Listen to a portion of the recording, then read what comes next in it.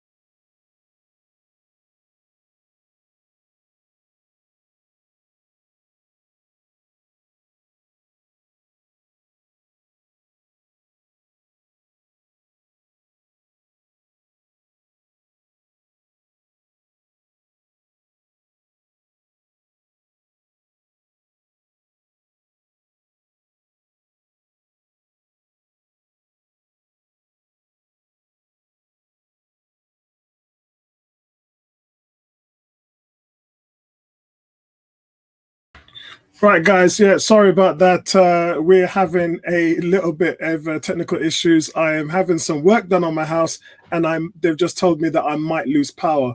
So I've tried to see if I can divert it to the mobile phone. Hold on a second. Right, let me see if I can at least. Let me see if I can at least transfer it over. I tried my laptop and nothing yet. So hold on a second, guys. Just bear with me for a second. I'm just going to see if I can put this in to my phone actually, and then see if I can transfer it in case I lose power. Right, I think I'm in there. There we go. Yeah, okay. I'm in there. So just in case anything happens, I'm going to see if I can rescue this. So, guys, let's talk about the team sheet. Big shout out to everybody on Facebook. Big shout out to everybody on YouTube. How is everybody doing? I'm kind of pumped up today. I wish that we could have had something else except for Willian. But, guys, at the end of the day, beggars can't be choosers. Aubameyang is not playing. So let's run through the team sheet. We've got the team to play Everton. We've got Leno, we've got Holding, Luiz, and Tierney, and that's a back three. It's kind of what I expected. I think a back three is the best way to go in this respect. I think the last game gave us a little bit of hope. We seem to be a back three team. We want to be a back four, but we just don't have the personnel for it. And quite frankly, that's why Thomas Partey came into the team, and that's why we settled into a back four. And since Partey's been up with his injuries, game after game after game, it's just square peg and round holes, and it's never looked good. It's never looked consistent. We've never looked threatening going forward. And I think going back to a back three is the right thing to do, and until you get your bums on seats, especially in the midfield and defense, then for them, I would stay in the back three. That's where you had all your success last season. And that's where you was very progressive. And I think that that's the right thing to do. So for me, guys, I think back three is the right way to go. In the midfield, we've got Maitland-Niles, great to see him back. El Nene and Ceballos had a really good pairing together. You know, sometimes people say they shouldn't play well, or they can't play well, or they're not designed to play well, but yet they did. So it's really good that they've got that chance again. We've got Saka heading up the pivot role. And up front, guys, we've got Pepe on the right. Actually, I think we've got Pepe on the left, and we've got Willian on the right, and we've got Nketiah in the middle. And as I said, for me, yeah, a little bit of a concern there with Willian coming in. Look, he's been there, done it, but he's very inconsistent. I would have liked to see Martinelli or Smith Rowe. I know Martinelli hasn't even played a full 90 minutes, so we're asking too much from him there. But I probably would have liked Smith Rowe. Same with Smith Rowe, really. I think starting either Smith Rowe or Martinelli would have been a bridge too far. I think that would have been a bit too much. So that's why Willian's in. We really don't have any other options. Nelson is still recovering from injury. So that's where we are, guys. So let's say hi to everybody. What's going on, Kuke? Nice to see you there, bro. What's going on, Pro Lover? Pro Lover said, can't wait for the discussion on this team sheet. I mean, you know, it is what it is with the team sheet. I think he's got to go with the consistency of the last game.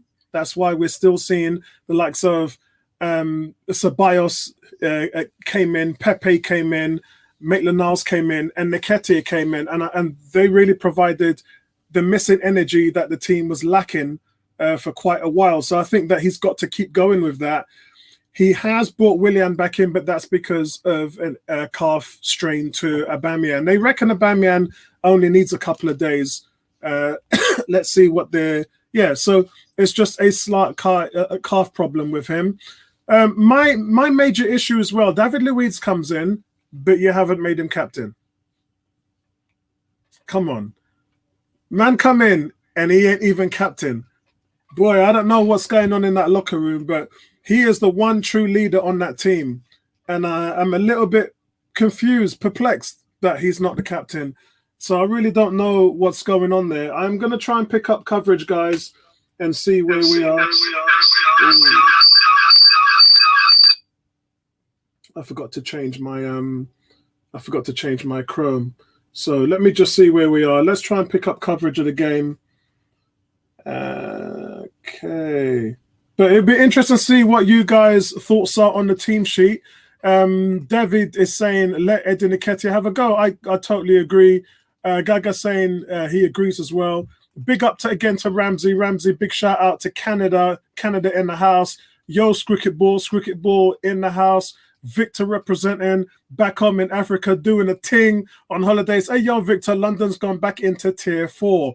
So we haven't been back into tier 4. That's where we was in March and April. And we're going maximum today. No matter what they do, London's just going through the roof, man, because people ain't listening. So we're back in there. Yeah, we're going up we're going up against Iwobi because Rodriguez is not fully fit. So that's going to be a strange one, but I'm just glad because Rodriguez makes that midfield go. He really does.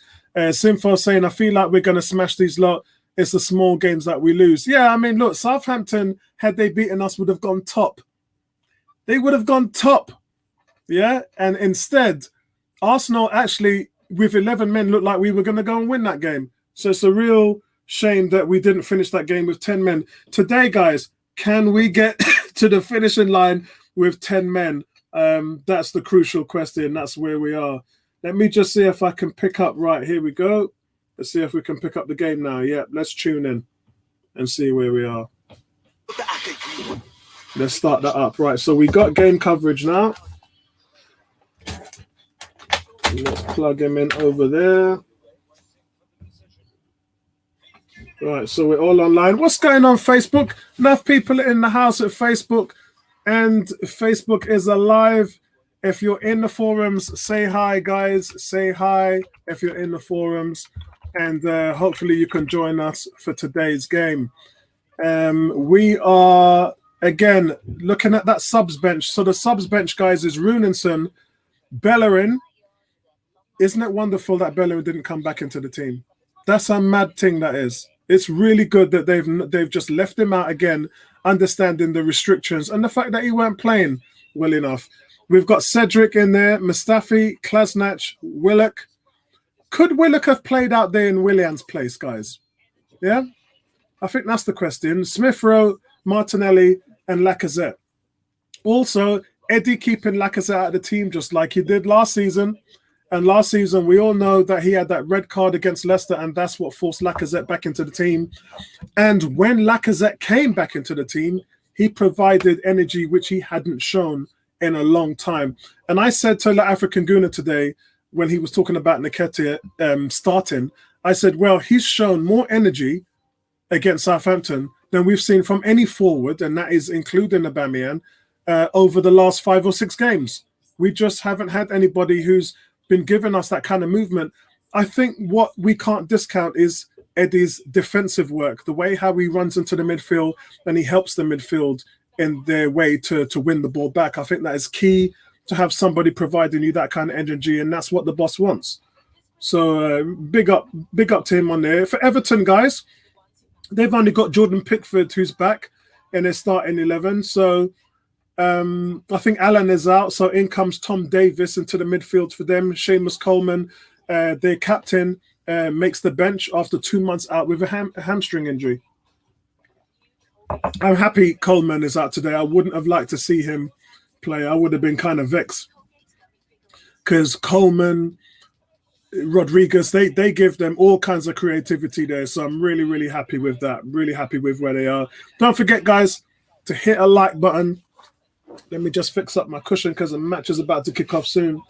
Hit that like button, guys, and let me know what you guys' thoughts is as well. Really, really looking forward to this game. Can we win? That is the question, guys. And also, let me know, guys, are you happy with the team sheet?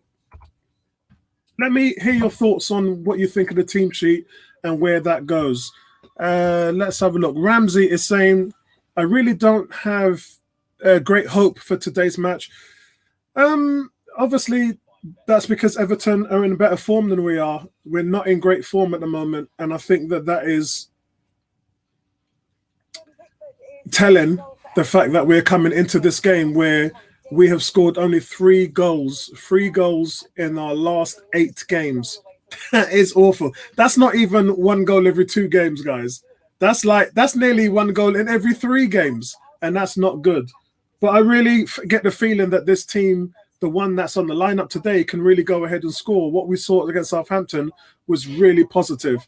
Kuke saying the Willian thing is hard to stomach. Feels like a dead spot in the squad currently. Guys, I have to keep reminding you as well is that Willian was starting to improve slightly before he got dropped.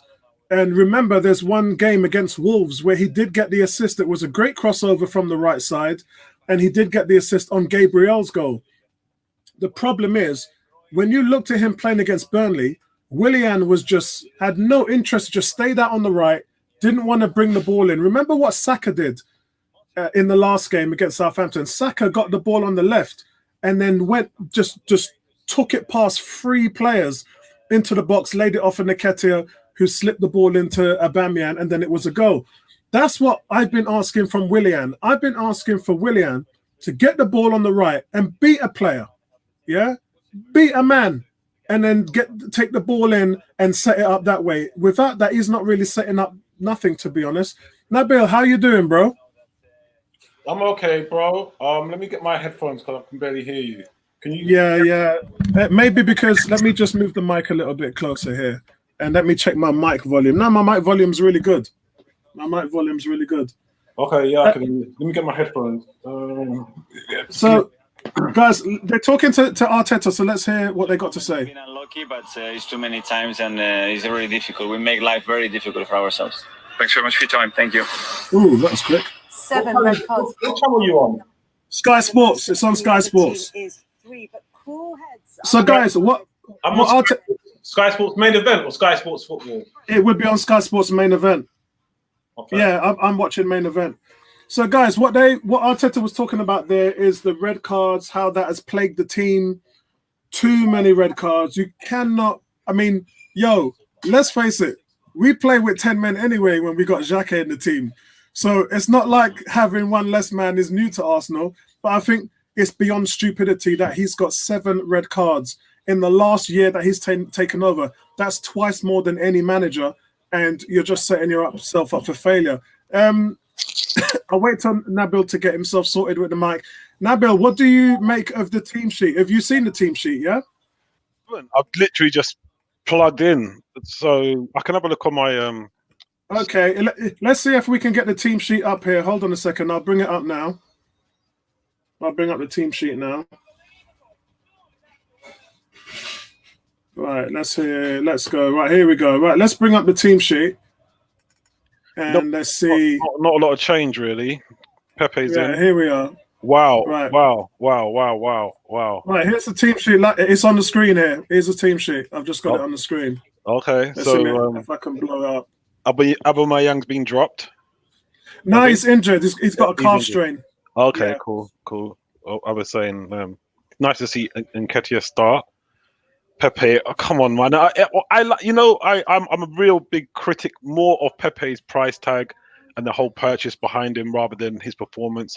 But whenever I see him, because I know what he can do, I do get a little bit excited that is today going to be the day when, we see what he can do. But you know what?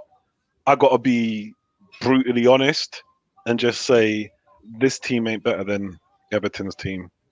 Oh yeah, real talk. In saying that though, remember the first time that these clubs played each other a year ago, it was Ancelotti and Arteta sitting in the stands about to take the team over, and it was Lundberg and Duncan Ferguson in charge. That ended in a 1-1 draw, and then they went to the Emirates in the return game, and Arteta beat him 3-2. I don't think it's the same sort of. It's not the same landscape now. The landscape is so different, and especially on the form that we've got. The form we've got is so. It's awful. It's horrible form. But yeah, I'm glad to see Louis in. I'm glad to see Holding in. I really am. I'm concerned about Tierney more than anybody else.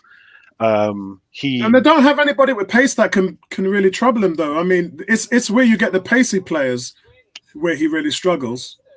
Yeah, but this is the thing with Tierney. If I was Ancelotti, if I was Everton, I'd be telling them, just look what Theo Walcott done last game. Get in behind Tierney. attack from his side, get in behind him. And I think he does get exposed. I was having a chat with my barber today, and he was saying to me that when we played Southampton, we was actually playing three at the back.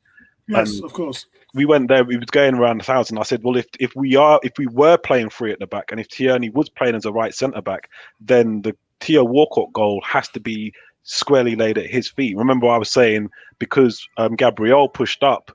And then he got caught out. He left a hole behind him. But if you're playing three at the back, then no, I have to go and say, well, Bertrand was absolutely right.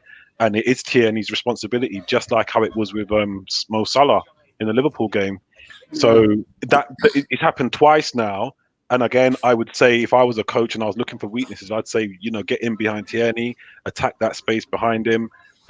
He's been found out there a couple of times. Yeah, I think for me, my thoughts on that.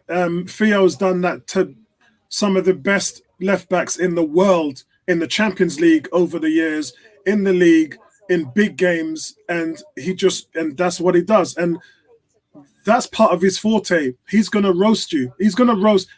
I fail to see, I can't count on one hand the amount of left backs that can keep up with him when he gets that through ball run. And remember, he was trained by Thierry Henry to do that.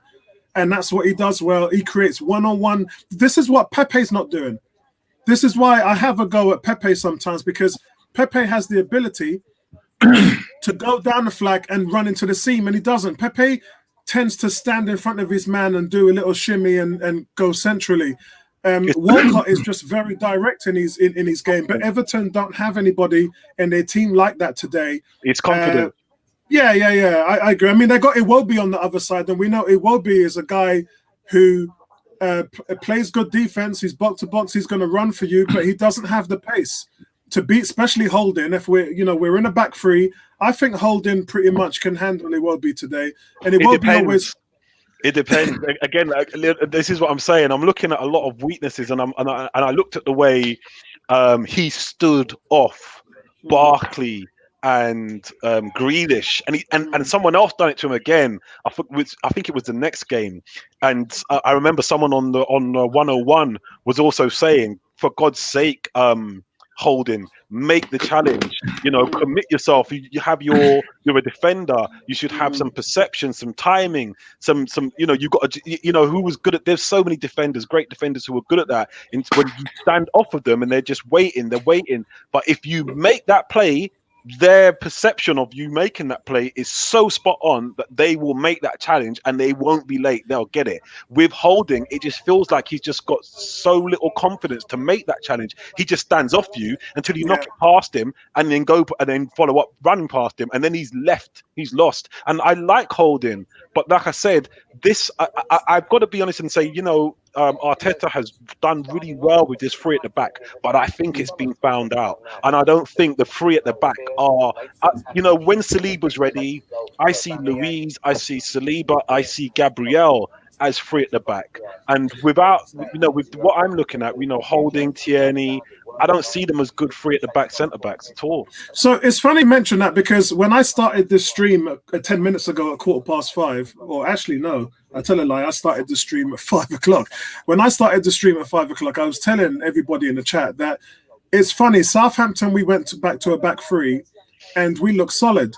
And all of our success under Arteta has come from a back three, which is on back end of last season. I did say to the guys who were listening in the chat room that we have tried to go to a back four because obviously we've got Thomas Partey, but because Partey's not playing, we've stayed there, and we really haven't had the personnel or the type of players to make that system work. Yeah. And to be honest, that back four's failed miserably. And now we've gone back to a back three. We look like a different team again. So if there's any hope that we can look as good as we did on the back end of last year, then I think that is a good move to stay in the back three. I got to bring in Bertrand because he's been patient. He's been in for 5 minutes. Bertrand, what's your thoughts of the team sheet? What's your thoughts of us staying with a back three? Are you happy? And do you see some success today? I guess my first question is, are we sure it's a back three? Because you tend to go four sometimes with Tierney left and playing Saka in the middle. So you can't guarantee it's a back three until you see it actually line up, no matter what the pundits may say or what they're going to show you, because you could play Maitland-Niles right, play Tierney left, play Saka in the 10 or roaming, because he roams all over the field. He doesn't have a set position, mainly on the left, and then play with the front three. So I'll have to wait to see the setup, but I'm not sure it's a 3. Having said that, look, I mean, the 3 worked for us late after the restart last year because we were playing some of the better teams. Arteta wanted to impose his will on teams. He doesn't want to play a 3. Because the 3 means you're being defensive. A 3 means you're not dominant. He wants to be dominant, but he doesn't have the players in the midfield to be dominant. To retain the ball, to allow him to play that way. So we'll see what he goes with today. I mean, Everton has been playing a 3 for the last couple of games because, Hamad is not there. Not because they want to, and because they were running out of right and left backs. But remember, Coleman's been missing for 2 months. Rodriguez is still out. He's back today, isn't he? No, he's not fit. He's not on the starting 11. He's on the bench. We also have guys Smith Rowe, Martinelli, Lacazette, Cedric, Bellerin, Klasnich, Willock, and Mustafi are on the bench. So I like the fact that we've got... is Martinelli because he only played 1 game for the under-23s, right? Yeah, he ain't played 90 minutes. That shows desperation. Just like we did with Partey, we're desperate. But there's no way you bring him back into the hectic Premier League unless you believe, like, you know what, I'm lacking certain creativity up front. I'm lacking certain dynamism. And therefore, I need to bring that player in who's infectious in his play. But, I mean, he's on the bench. So we'll see if he brings him on the field at some point during the game.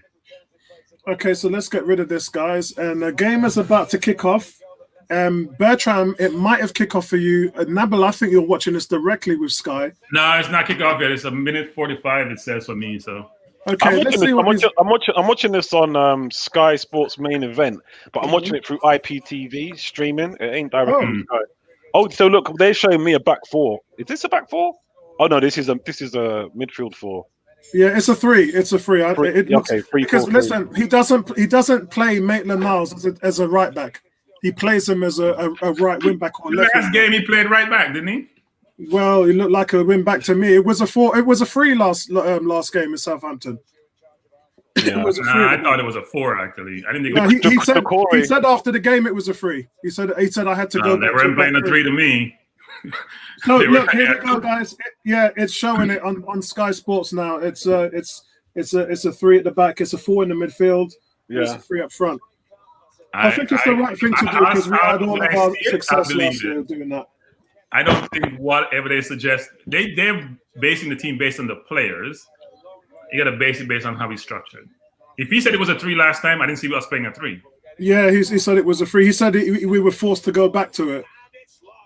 So I'm really glad that that we've gone back there. Guys, Everton is Pickford, Holgate, Keane, Godfrey, Mina, Iwobi, Decourt, Davis, Sigurdsson, Richarlison, Calvin Lewin, and as I said, Coleman is back on the bench. Olsen also is back on the bench. So they're getting a few players back, but very interesting to see what's going on there. Don't forget to hit a like, guys. Big shout out to everybody. As I said, Kuke said the Willian thing is hard to stomach. Andrew, big shout out to you, bro. Andrew says, greetings all. Aubameyang's injured. Not sure if I want to listen or watch.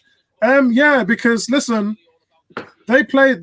These kids really lit it up when they played against Southampton. I'm looking forward to seeing them grow in more confidence.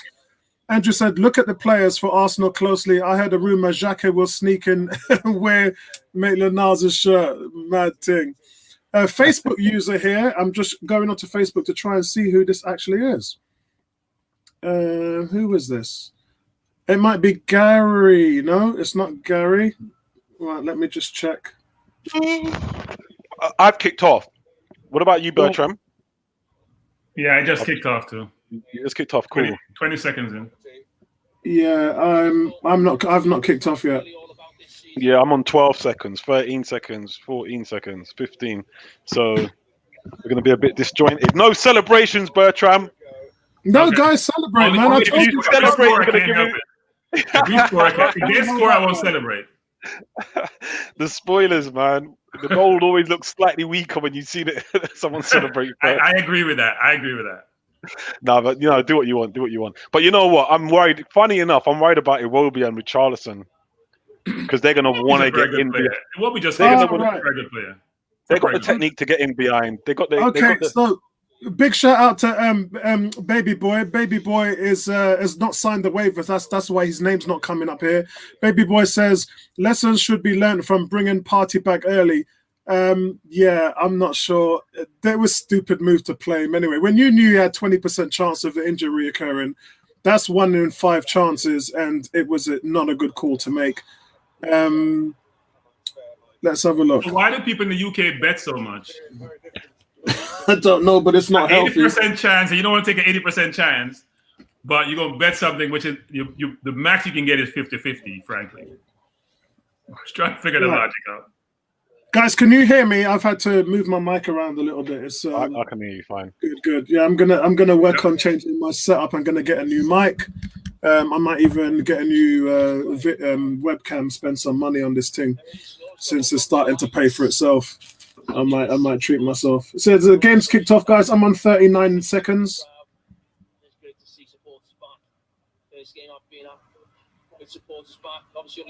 Oh, you're well behind, mate. 39 seconds.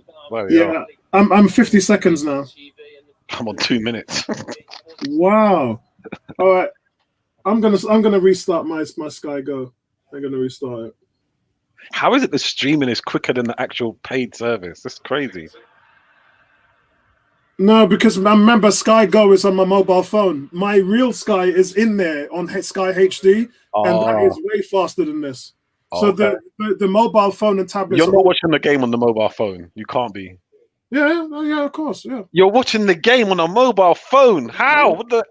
Because I have two screens open here on my PC. Mm-hmm. So I've got chat screen. I've got you guys, so I can see what's going on. I've got Facebook open.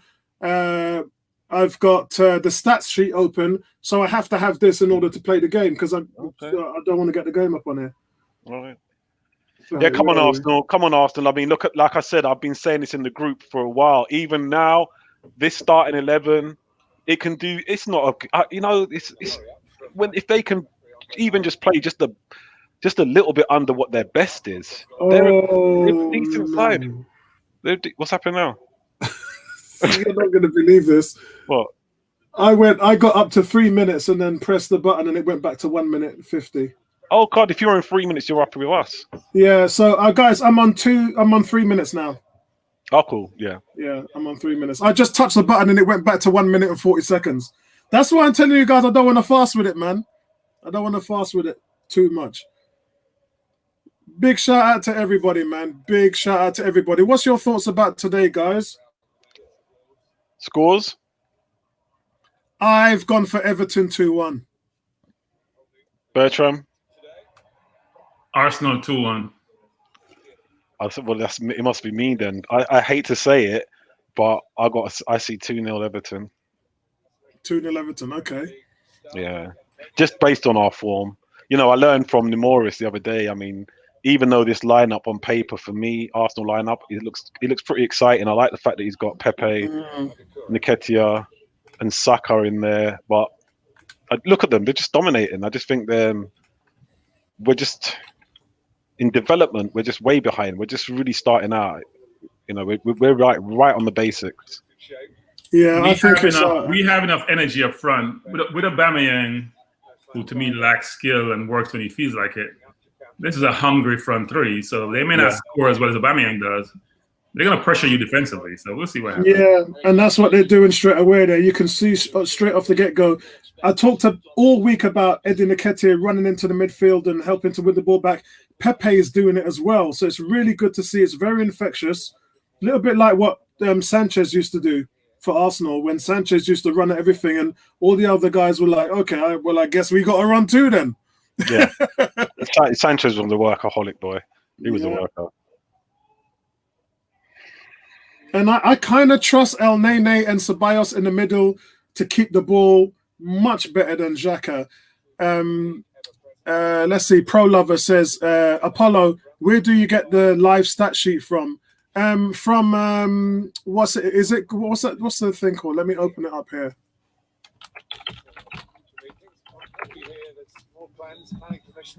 It's from Who Scored. Yeah, so I look at the Who Scored, and look at and see how the game's developing there. Just go to Match Center, and it will tell you everything about the game.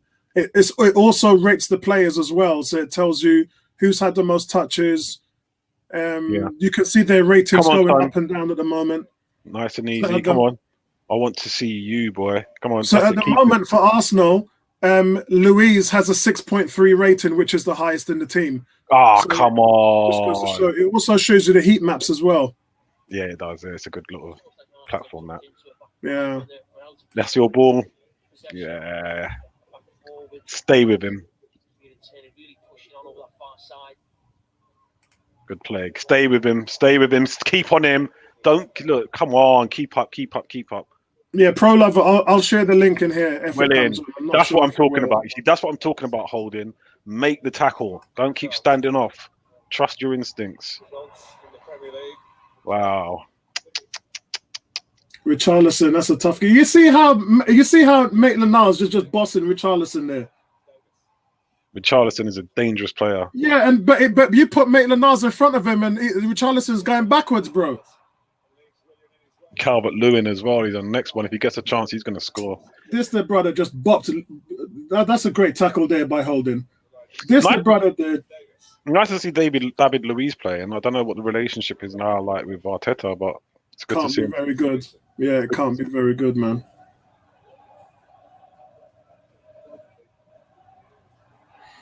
You see a few people sitting there in the stadium. I don't know whether that's got to be the players. Yeah, it's got to be the players.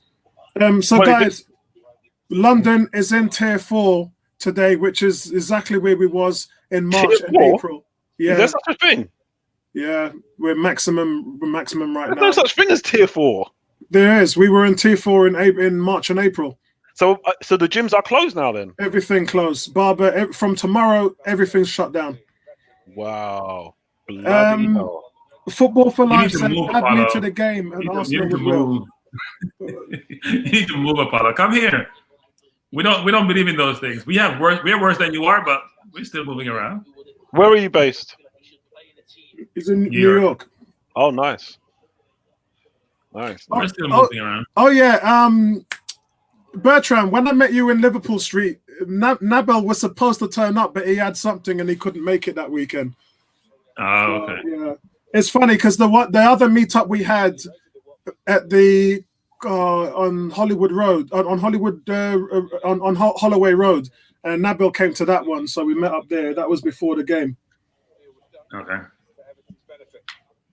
Yeah, I used to come to the UK on business, but I changed. So Bertram, does New York have tiers like we do? They have something similar to tiers, yeah, but people are so mobile here that tiers are not as effective as they need to be. They're a bit more defiant, a bit more do what we want, right? Yeah, especially if you go down south, it's even more so, yeah. So what New do you York say? is getting, it was in a bad state because they closed the schools, but now we're in a bad state, actually. The hospitals are filling up. It's really terrible in California. And they're like 99% hospital. I'll fill about 99%. They're running out of beds in the hospital. Wow. New York is not as bad. Bloody hell. Yeah. It's terrible, actually. I think we had like 267,000 people infected yesterday or last week. Wow. Crazy. Yeah, last week was the first day. Actually, it wasn't a week. It's normally 1 million a week. Yeah, I think last week was the first day you had over 3,000 deaths in one day. I think bloody hell, in a day? Yeah. Yeah. The whole of United States? Yeah, they have a 9/11 every single day.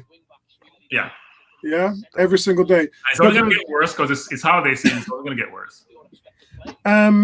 Cricket Ball saying there are fans at the game, Apollo. Yeah, it doesn't seem like that part of Merseyside is in Tier 3 at the moment. However, London's in full lockdown, like full lockdown. Like you are not allowed outside your house, Nabil. Yeah, unless it's an emergency or medical reason. I do what the hell I want, mate. I've got a mask. I know how to act. I don't listen to any of that. The only problem for me is like, even like yesterday, I was like, damn, it's Friday evening. We got to go to a restaurant. We got to go and have some food in a restaurant. And like, we went out there and it was like, not a single place. Everything is takeaway. And it just really does my head in, mate. I just can't deal with it anymore. Well, it's going to be worse than that from tomorrow, mate. There won't be anything open. Damn, I didn't even know. All non-essential shops have to close now. Everything's done. I didn't even know that there was a tier 4. Like, did they just make that up? No, bro, we were in tier 4 in March when it first started. Christmas rules tightened. Yeah. London set. Wow, you're right. You know. Yeah. London and Southeast set for tier 4. Bloody hell. So, you know, I know you're saying. I know you're saying. Yeah, I know you're saying you go where you want, but bro, we've got orders to stay in unless there's an emergency. I don't know why people play the way he does. You have a one-on-one with a defender. Instead of beating him, you're trying some nonsense. Yeah, it's crazy. Guys, so far we're about 10 minutes into the game, guys, and Arsenal have had 5 touches in the opposition's half and no touches in the final third. So at the moment, Everton will be happier with this because they're sort of holding Arsenal at bay. But it's really for Arsenal to impose themselves. This is an away game, so we just have to see what happens here. Pepe picks up the ball here on the right. He's got loads of space. Take your man on. So that's a poor quality ball from Pepe into Nketiah. You've got to do better than that. Possession, though. They did well to keep the possession. Well played. Well played. Where are we? Rafe says he's gone for 2-0 Everton. He said will score first. Greg G has gone for, what's this? I think we're going to win 2-0. Had this feeling before the Southampton game. Served me right. I'll just support the team and vent if things go wrong. Where are we now? Cricket Ball says, yeah, there are fans. I read that one already. Rafe said, anyone seen India go all out for 36? What? Man said all out for 36. I got to let my dad know. So with David Luiz coming in, look at that. David Luiz just running outside and splitting the defense. Yeah, that's really good. David Luiz running guys there and slipping the ball into Nketiah on the left, but there was nobody in the middle. You like to see Pepe make that run into the box to be that option. Really, Nketiah has got the ball there on the left and had nowhere to go with it. But I like the way that Arsenal's starting to build up in the game. They've pressed Everton back. So Arsenal now, Pepe, nothing flashy, mate. Just keep it simple. Pepe lost the ball again. Just use the word again. Yeah. Yeah. No. See, but you're cynical. I'm not. That's the difference. I'm not being cynical. It's a fact. He loses the ball too much. I told you. You just don't listen. That's all. I said to you, Southampton was creaming him with 2 or 3 men around the box. You notice anything in this game? Apollo, the ball gonna want to go. He should be going. He hesitates. That's why people crowd him. Yeah, he should be going. Get the ball and go. Yeah. So when you came into the screen, that's what I was telling Nabil, that he should be making runs into the box like Walcott did against us on Wednesday, and he ain't doing that. So what happens when he gets the ball? The opposition comes right up into his face and overcrowd him. So when he gets the ball, you notice 2 or 3 blue shirts run up to him, and then he's stuck. And if he doesn't get rid of the ball quickly, he'll lose possession. That's what's happening. What the hell? What's that? Where are you? They just took a long distance shot and it weren't too bad. I'm 14 minutes and 20 seconds now. Yeah, you'll see it in a sec. Wow, that was nearly in. Ooh. Nice block out by El Neni there. Yeah, guys, there are a lot of youngsters in this Arsenal team right now. There's a lot of young players. Yeah, I can see the long shot. Yeah. And listen, Nabil, you're allowing him that space to run at you and take that shot. Holding midfield as well. You've got to be. You're allowing him. Whoa. Yeah, we're in trouble, mate. And I'll tell you what it is for me, yeah. January transfer window, like, seriously, who's going to want to be joining Arsenal now? It's going to be like, I'm not surprised we play players so much, because if the only way we're going to get players in is if we're going to be, it's going to be lucrative. It's going to be a lucrative option for them. Yeah, I agree. Guys, we've got 50 people watching the stream. Hit that like button, guys. Hit that like button. If you're not subscribed to the channel, please subscribe to the channel for daily content. and also check out our ton of polls at the moment. We've got some mad polls going in. The game is settling a little bit. I think Arsenal under good play. Oh, come on, don't just hit and hope. Oh, I hate that. That's a nice little passage of play. Come on, you Tierney. I don't like that, man. That's a nice bit of passage of play. You got to value the ball, man. When it comes back to you here, look up, think. He just whacks it in the middle of the box. You can't do that at this level, bro. Who done that? Who whacked it into the middle of the box? Tierney. I know you can cross the ball, but you got to do better than that. You got to, unless you can see, unless you've taken a look before, just hang on to it. You're in a nice position there. You've got to value these passages of plays. It's not. Yeah. No, I'm not. But listen, if you notice, right, Bertram, who's linking up play on the right and who's linking up play on the left? Nketiah. Nketiah's running into the holes on the right side to help Pepe. 2 minutes later, you see him running to the left and linking up with Tierney on that cross there, which he missed. Loving the work rate from Nketiah, man. But the problem is, Bertram, when Nketiah's doing that, you need some support running into the middle of the box. Yeah. Tierney looks like he's either hurt himself or hurt his pride. It looks like his pride. Nah, that's a bad push by Calvert-Lewin. When you go into the bounds like that, that's dangerous. That's how Rashford destroyed Holding's knee. Willian, come on, Willian, come on, Willian, mate.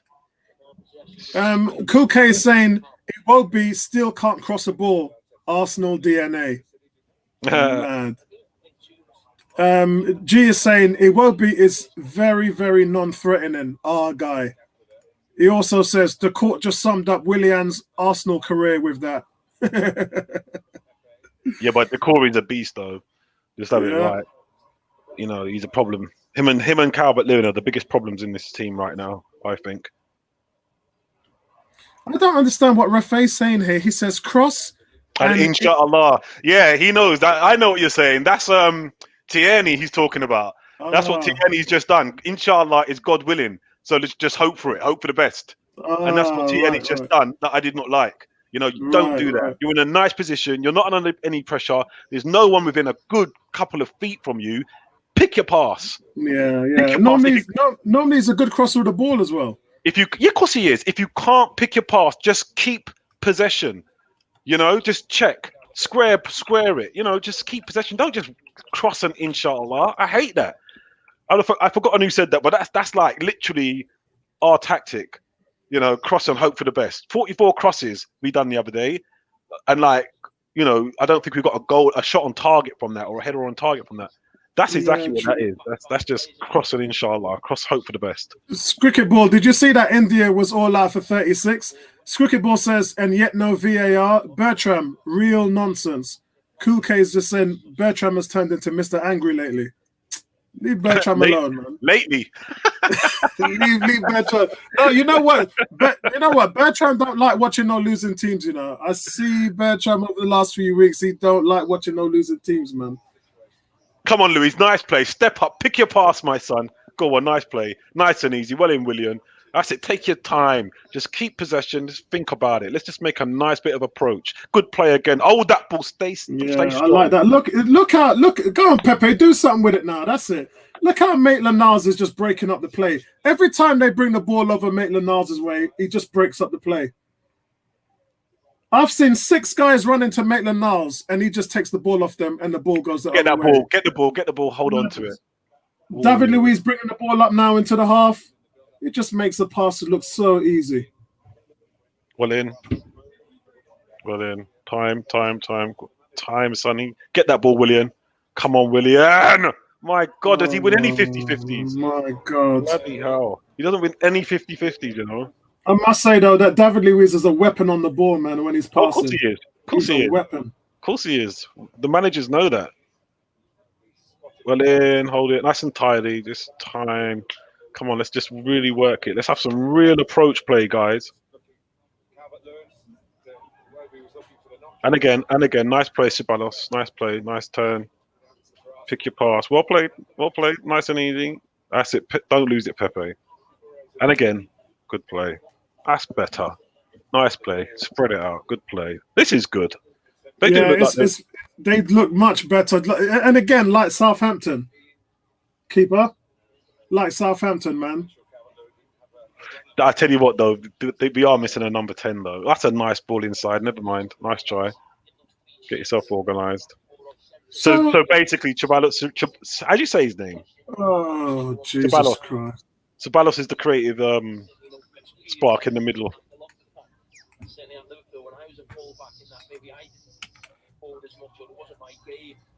Oh, no. What? Oh, there it is. Oh, no. Yeah, I just saw it.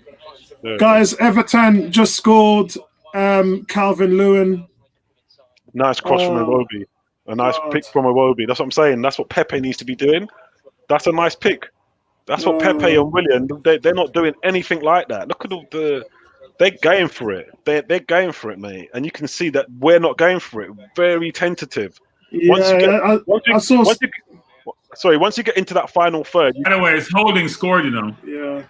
Was it an own goal? Holding's the one scored it. Was it an own goal? Yeah. Yeah, but watch Iwobi. Watch Iwobi when he gets his ball. Watch him. Head up, direct, in. Yeah, it's a great cross by the ball was being headed outside, hit Holding and went to the goal. Look at his head up, direct, in. That's what we're not doing. I want to see Pepe do that at least 5 times for the game. Come on, mate. Yeah, it might be an own goal. Pro Lover says it's an own goal. So was Sporty. I'm still seeing that saying Calvin Lewin. Let me have a look. I'm watching a replay again here. What a cross from the ball was going outside. When he headed the ball, it was going outside. Yeah, it definitely looks like it's Holdings.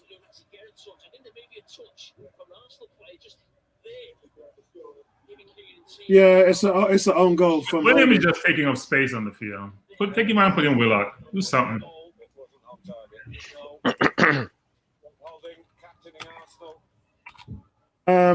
We have someone who hasn't signed a waiver today, so we don't know who he is. Says, not coming on the stream today as Arsenal have bullied my client Martinelli against our wishes to the bench.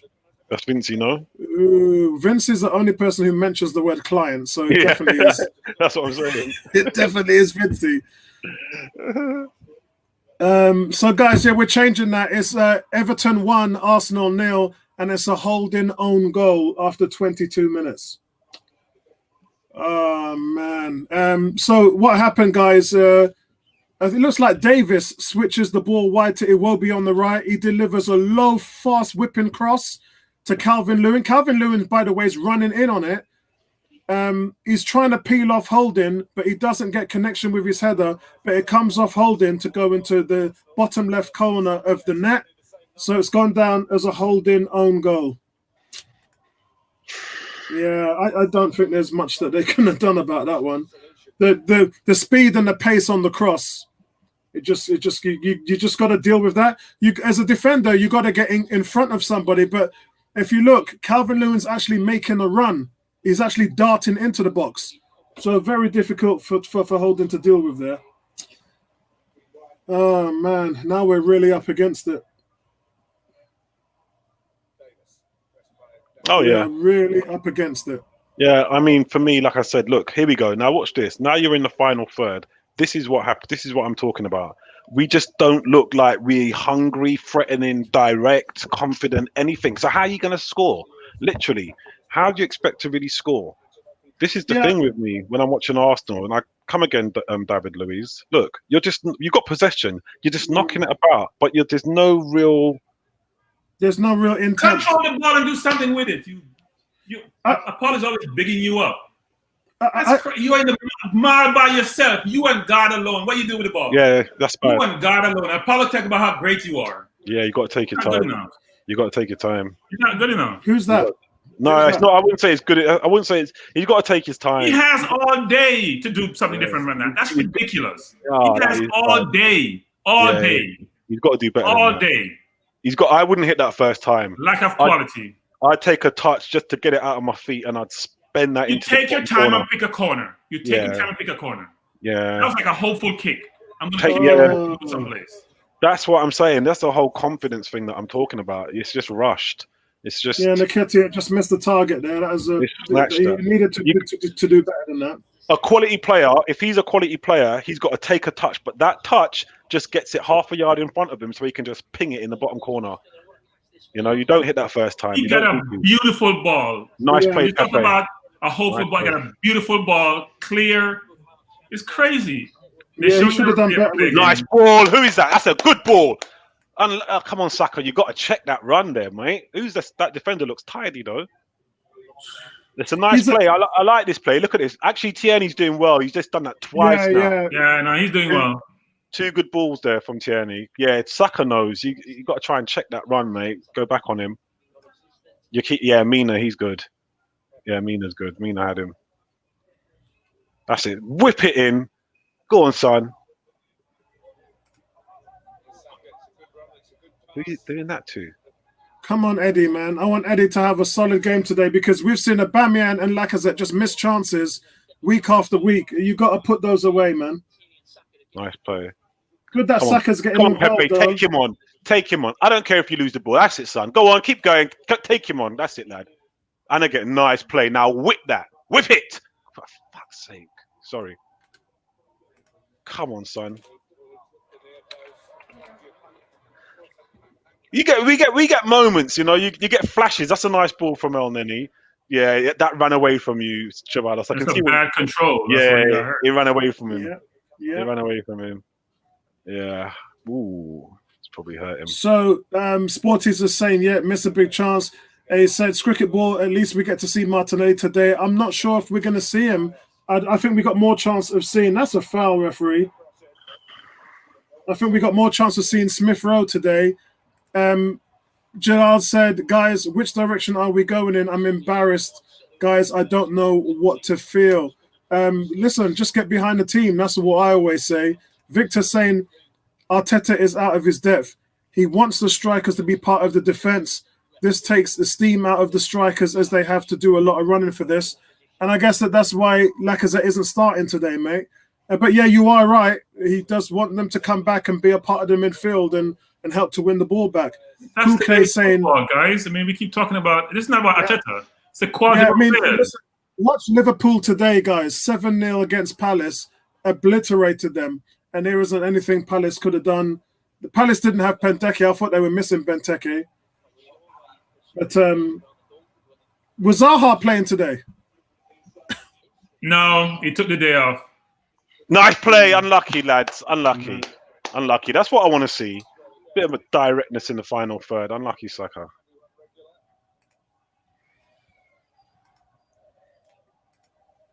I'd like a draw.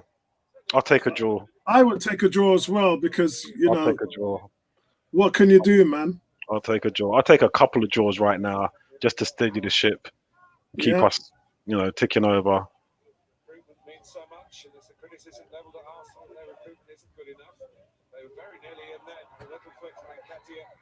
Yeah, I don't fancy Holding, Well, I mean, they're trying to build that partnership. He has a couple of decent games, but for me, he's a squad player. I don't fancy him. Jeez, we've got a hell of a rebuilding job to do. If we're ever thinking of top 4 again, we've got a hell of a rebuilding job. I'm not sure how many players would remain after. Yeah, you're looking at getting rid of literally all of them. The players that I would keep are not even playing today.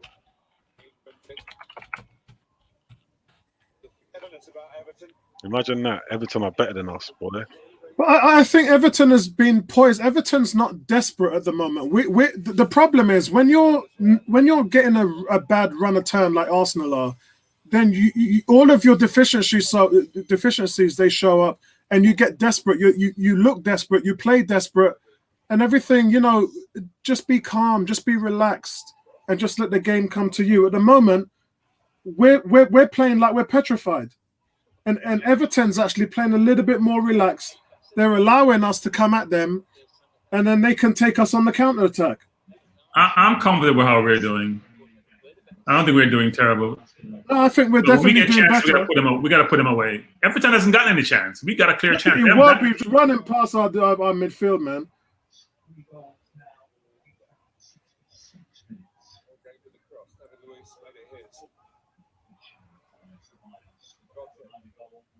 Holding can't pass to save his life. Every ball he passes a 50-50 ball. You know, the thing for me today, guys, is we have to see something from Pepe today. Oh, We've yeah. got to see something from Pepe. Oh, yeah. And Willian. Yeah. Well, Willian's had so many starts and so many chances. And that's the thing. I think there's a goal in each of them, for crying out loud. Just get yourself on your right peg or your left peg and smash it, mate. Have a couple of chances. Pepe's a little bit more consistent in terms of, you know, providing an end product. Yeah, but for me, I don't know what Arteta's telling him, but for me, I want to see Pepe, whether you play him in or whether he brings the ball in, but I want to see him with the ball in the box, in and around the box. Yeah, here we're just there, there, right there. Come on, get a flick on that. Come on, mate. Who is that? Ainsley Maitland-Niles. That's not your style, bro. This is desperate. Let me just look at the league table where we are at the moment now. Jeez, here comes Richarlison taking on. Look, this is what Holding does. He doesn't ever commit. He just stands off and lets people pick around him. Come on, bruv. Get your hands on him. Get something on him. Yeah, I want to see. I want to see at least 3 shots on target from Pepe, 3 each from Pepe and Willian. If not, they're just not doing good enough, mate. If you're not gonna have a shot and then get a direct cross into that 6-yard box, that dangerous area, but don't just be flattering to deceive. You're floating around the final third, but you're not really doing anything. You're not really direct. You're not really affecting the attack. I want you to be more direct. I wonder what Arteta's telling these boys. I tell you. Yeah. I get it, but even with this whole defensive thing, that's not winning you games, mate. Here you go. Take him on, son. Take him on. Take him on. For fuck's sake, Penalty. Bro. Penalty to who? Looks like a penalty. Maybe we've got one. We're gonna see. That's it, mate. That's it. We'll see if it's a penalty. They're gonna go to VAR. If it is Pepe taking it? If it is, it's not a penalty though. But he's got a lovely left peg. Well, he kicked. So the question: did he kick him?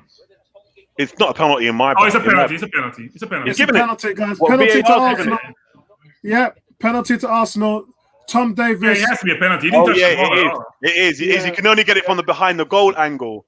When you see it behind the goal, wow. I'm not sure he really kicked him.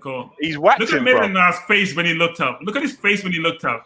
Oh, he's whacked him, man. It's almost like a little smirk. Look at his face. He knows, man. He's whacked him. Come on, Pepe. Yeah. I don't know. Put this in, mate. Stick it in. Get us back in this game. Pepe or William, one of them. No, it should be Pepe. Pepe's supposed to be the man. Pepe's supposed to be the man, and because of all that Aubameyang stuff that was going on back in the last year, Aubameyang told him that he wants to take him. But Pepe's normally the man. Pepe can take a nice penalty. He can. I wouldn't put Willian anywhere near the penalty area right now. He can take a penalty, but I don't think his head's right. But his confidence, I wouldn't take the chance, man. I don't think his confidence is right. Pepe is a sweet striker with the ball. But that being said, Jordan Pickford's a good goalkeeper. He's a good shot stopper. Come on, Pepe. He's a decent keeper. Yeah, I mean, he's a decent shot stopper. That's the best way to look at it. He ain't good all round. Oh, on, Pepe, and it's 1-1. Yep. Look at his hands on here. It's 2-1 Arsenal. Wait, that's what I'm talking about. Oi, Apollo, how come you've overtaken me in speed? Yeah, how come you've overtaken me? I reloaded it again, mate. I reloaded it. Yeah, I just reloaded it again. Lovely from Pepe. Pepe, guys, steps up. He goes to his left. Pickford goes to his right. And despite being second best in this game, Arsenal are level. It's 1-1. Good. That's good. That's a lifeline. That's a lifeline. Now, what I would say to you guys is really go for the jugular in those channels. Use your play to your strengths, man. Pepe, whatever you're doing, take them on. Take them on. Give and go. Whatever you do, you're not just a midfielder. You're a winger. Forward. Get in there. Watch out. That's what I'm talking about. I'm so happy for the guy because that he's now. That levels him same as Nketiah.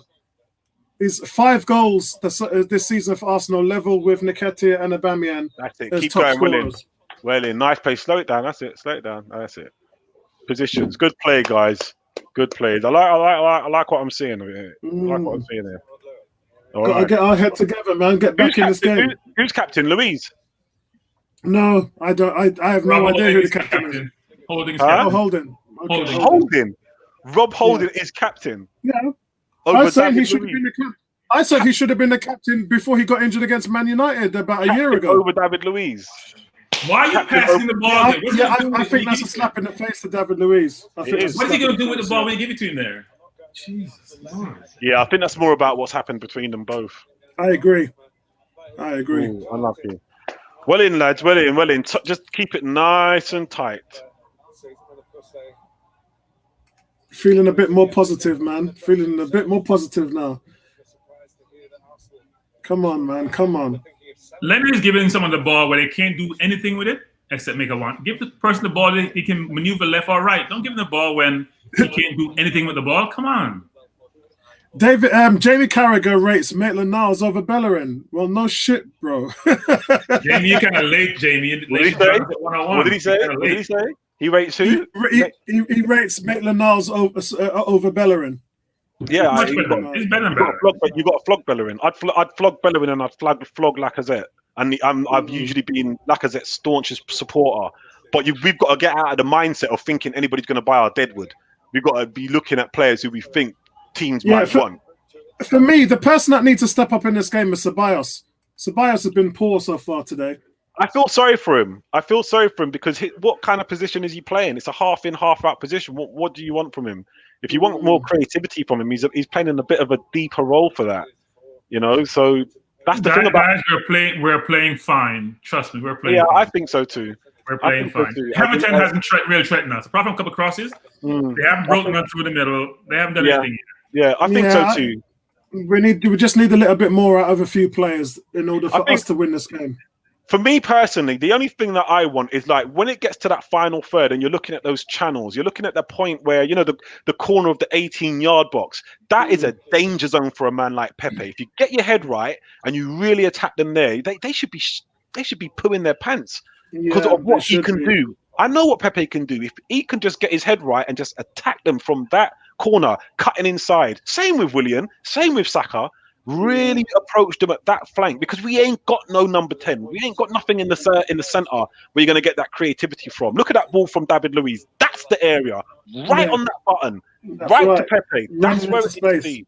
That's the danger zone. In behind.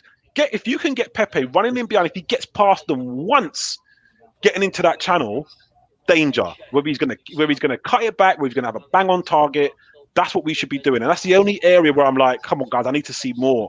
The organisation is good. The approach play coming up to that part is good. I like the way we're looking, but we just need to be a bit more threatening. The way that Iwobi, the attitude of Iwobi for their goal is what I want to see from my guys. Yeah, pick up your head, direct your urgency. Pick up your head, direct urgency, attack it, go for it. You've got the quality. Yeah, urgency. At the moment, guys, Arsenal were standing off a little bit, but they've started to pick that up a little bit. The worst thing we could do is stand off Everton and just invite them back into your backyard again. I think he got the ball though, didn't he? Yeah, he did. Yeah, that's what I'm saying. It looks like he's missed it. Our problem is when they break through the first line, we're vulnerable. Yeah. We have to stand off a little bit more. We can't when we are trying to press, supposedly press. Free kick to Everton. Was it? Yeah. And now was you're it give Sigurdsson. Sigurdsson. That's not good. Yeah. God. Come on, boys, please. Leno. Ebony's not here. Ebony's not here, Leno. Ebony's not here. Show her what you can do. This is not good. Show her what you can do, bro. You're a shot stopper. So Kieran Tierney gets a yellow card for that tackle. That was a wild tackle. To be honest with you, it was a great run from Calvin Lewin, just running his way from the halfway to the edge of the box. He slipped one past Kieran Tierney. Tierney brings him down. Here's a free kick, guys. 20 yards out. What's Ainsley Maitland-Niles doing? No, that's a new thing nowadays. You don't know that? You put the man behind the wall because you're going to kick it low when you jump. Really? And he's staying there. He's not getting up. Yeah, that's the new method of trying to. Nice. Imagine if someone just gets pushed back and steps on your head, though. Oh my god! Protect your head. It's over it. Nice. You got to be, and Ainsley Maitland-Niles is the brave one, yeah? Yeah. 40 minutes, coming at half-time with this score. I'll be happy with 1-1 at half-time, guys. No complaints. Nice ball again. They're going for that spot. That's the sweet spot. Right, now, pick your friggin' head up. Yeah. Take your time, So, son. guys, the Sigurdsson doesn't get it up and down. William is taking up space. William needs to go. Halfway up, returns to him, and then he half volleys it, and it drifts wide of Leno's left-hand post. We got away with that one, guys. I've seen enough of William for the day. You need to go. Yeah, I know. I was going to say that. I'm wasting time. I'd put Smith Rowe on. I'd put Smith Rowe on. Anybody on except William. He's a waste of time. I was going to say the same thing. I was going to say, Bertrand, what do you think about that? Because I know you're up to speed on this time. Like, that's the channel that I'm talking about. That's the danger zone for us. You're not going to... If you can't be a threat there... defender coming towards you. A big lumbering defender. What is Ceballos doing? Stop acting. with your play-acting foolishness, man. He thinks he's Did you see Spain. what he just done? Stop your damn Spain. foolishness and carry on with the game. He thinks he's in Spain. Idiot. Guys, in the second half, we're going to have Vincey joining us, as he just said in the chat there, and Ebony what is happened? finished. He's Klein, yeah? He's flying. Someone joining us. Someone's flying into Paris, man, for put on some clothes. Is his client joining us? Which client did he bring in? Bellerin, man, Bellerin. Tony, what's going on, Tony? Where are you, bro? You're supposed to be in the chat room. What's going on, Tony? Big shout out to you. Big shout out to Nay. Nay saying we don't need no red cards today. Yeah, let's not mention red cards. No red cards today. Tierney has a yellow already. If Everton are smart, they play on his side. That's what they should do.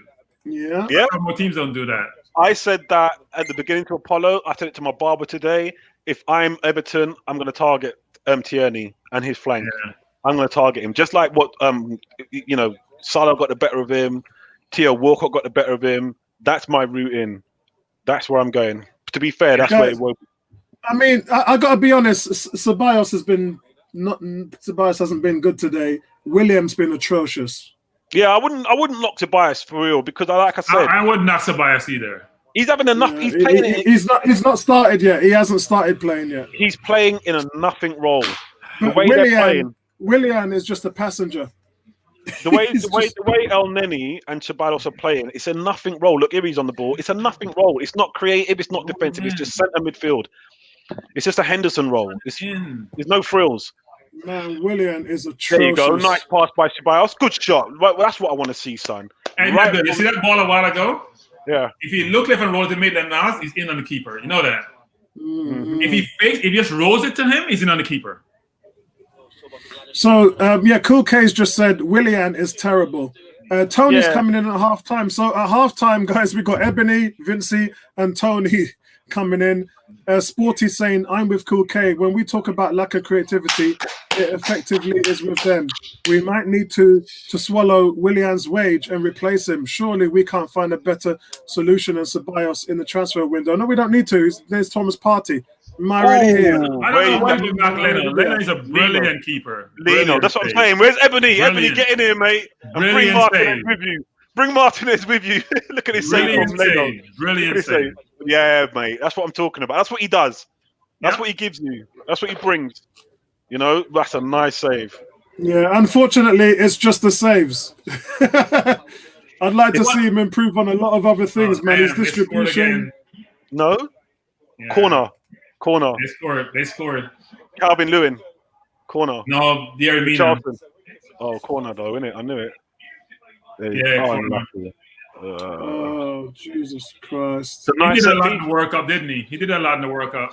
It's a nice set piece. If you look at our set pieces compared to that, our set pieces are like schoolboy. They're schoolboy. Oh, man, this is so frustrating. Well, I said it would be 2-1 Everton, but... Yeah, you did. God almighty. Yeah, this is what I'm saying, man. I just want us to go to half time. Guys, you don't understand, guys.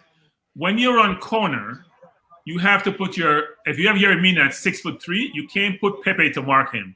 That makes no sense.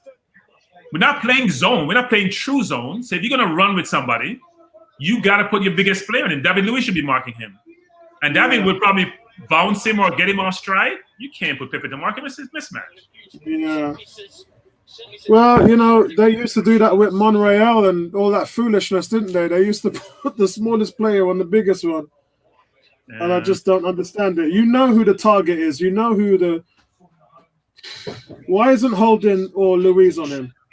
Yep, I don't know why either. I'll tell you what it is. It's zonal. So once he attacks that zone, it's whoever's in that zone. And no, Pepe was marking him, actually. If you look at it, Pepe was marking him. Because he went with it. He went with him. He's given Pepe the slip on the first step. On the first step, Pepe's gone. He's out of the equation, bro. He's never going to. Yeah, but even if he does, look how high he jumps up. Sorry, guys, I'm going to give you the Theo Walcott treatment. I think that was a fantastic goal. It was. It is a good goal. It's a difficult goal to defend. It's difficult. I don't agree with the Theo goal, by the way. I don't agree with the Theo goal. I would never agree with it. That was Tierney's man. Yeah. They're attacking us. That means you got to mark whoever's closest to you or get close to him. Theo scored a good goal. Don't get me wrong. It's mad that Leno was just getting big up 2 minutes ago. That's not how you got a hand to it. You got a hand to it. You don't stop those. You don't stop those. You got a hand to it. You don't stop those. It was a good goal. I'm giving it all the credit to Mina for that one. I'm giving all the credit to Mina. But the point I'm making, you see my point. What really annoys me is that for love or money, you won't see a set piece like that from Arsenal if you watch them for 5 games. And I want to know why. This is basic stuff, man. Come on, you got to have some set piece routines, especially when you're as bad as us. At least be able to fall back on your set pieces. Our set pieces are awful. It's just knock it into the middle of the box. If Solskjaer can bench Pogba, why the hell is William on the field? Anybody's better than William. He's been beyond awful. Yeah, who would you play instead of him? I would play Willock or Smith Rowe. And move Saka outside. I would play Smith Rowe and take off William. I would play Martinelli because he can probably play for a half. You have him on the bench. Anybody but William. William is just not doing it. He's not contributing to the game. I feel like William just came for the money, man. But then again, you say Chelsea were offering him a contract as well. So I don't know. They're offering a 2-year contract. No, I just think it happens, right? He fell off a cliff. It's awful. It's awful. And the bad thing is that 3-year contract at 220 per. He's on a 3-year contract. 3 at 220 per. Not playing like that. 3 years. 10 million pounds a year. That's 30 million pounds of wage. But you know what? I had supported the move, so I can't be a hypocrite and say I supported him because I like. It was a great header, guys. It was a great. We've actually got some halftime stats here from Kuke. Kuke's given us his. He's given us his halftime. He's gone for Leno 5, Maitland-Niles 6, Holding 4, Louise 46. Probably I don't know what does it probably means 6. Tierney 6, El Nene 6, Ceballos 4, Saka. What's happened to Saka today? Yeah, I wouldn't say Saka's a 4. Saka 4. The ball enough. That's why he's not seeing enough of the ball. Willian 1, Nketiah 5, Pepe 6. I think we've given William too big of a score, actually. Yeah, I mean, I'd give William nothing. I'd give him nothing. I mean, tell me what he's done apart from just he has done anything. That agrees with Bertram. He's turned up and that's it. Bertram.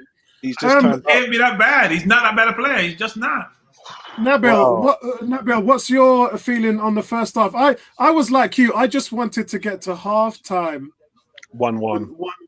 That would have been a nice feeling to see him go back in there and change a few things. Arsenal haven't been great. I've got to admit it, guys. They haven't been as fluid and in terms of their energy and commitment. Not really been as good as they were against Southampton. And look, it was an own goal, so you can't really account for own goals, can you? But the second goal, I don't think you could have done anything about the second goal. The second goal was sheer class. Just that reminds me of a Sol Campbell goal where he just used to come in and bully the back line with a bullet header, and he made the run. He jumped up the highest. Look at when he leaped, how high he was. Just a quality goal. And look, it's just a quality team we're playing. But I just think that we could implement ourselves a bit better, especially in the midfield. I think we're just lacking in the midfield. And, you know, Eddie missed that chance. Saka hasn't got into the game. Pepe's just not making late runs in the box to become an option. I think we can improve. What's your thoughts? So for me, here's a couple of points, right? First of all, with the corner that they've just scored by, You know, like Bertram said, you know, Mina, 6 foot whatever, Calvert-Lewin, those are the 2 danger guys. Who are you going to want on them? It's going to have to be Louise, and it's going to have to be Holding on each of them. And you know what? I think what they've done is kind of routine, but it's worked. It's efficient. It's worked. You don't see that sort of set piece from us. We just don't seem to be working on stuff like that. Now, again, with this formation, the only thing I've got against this formation that we played is 3-4-3, is that you absolutely nullify the center of the park, the middle of the park. You know, Liverpool. I had this conversation in the Barbers, right? Liverpool could play, what is it, Milner, Henderson, and Fabinho if they wanted to. Wijnaldum, if you like. You know, there isn't any real creativity from midfield, but at the end of the day, their wing forwards are gonna skin you. Mane, Salah, they can ping the ball about, they can take you on, they can score from any angle, they can ping it back to Firmino, they can work openings. So for me, I'm not looking at Ceballos to create anything. I'm not just looking at Elneny to do anything.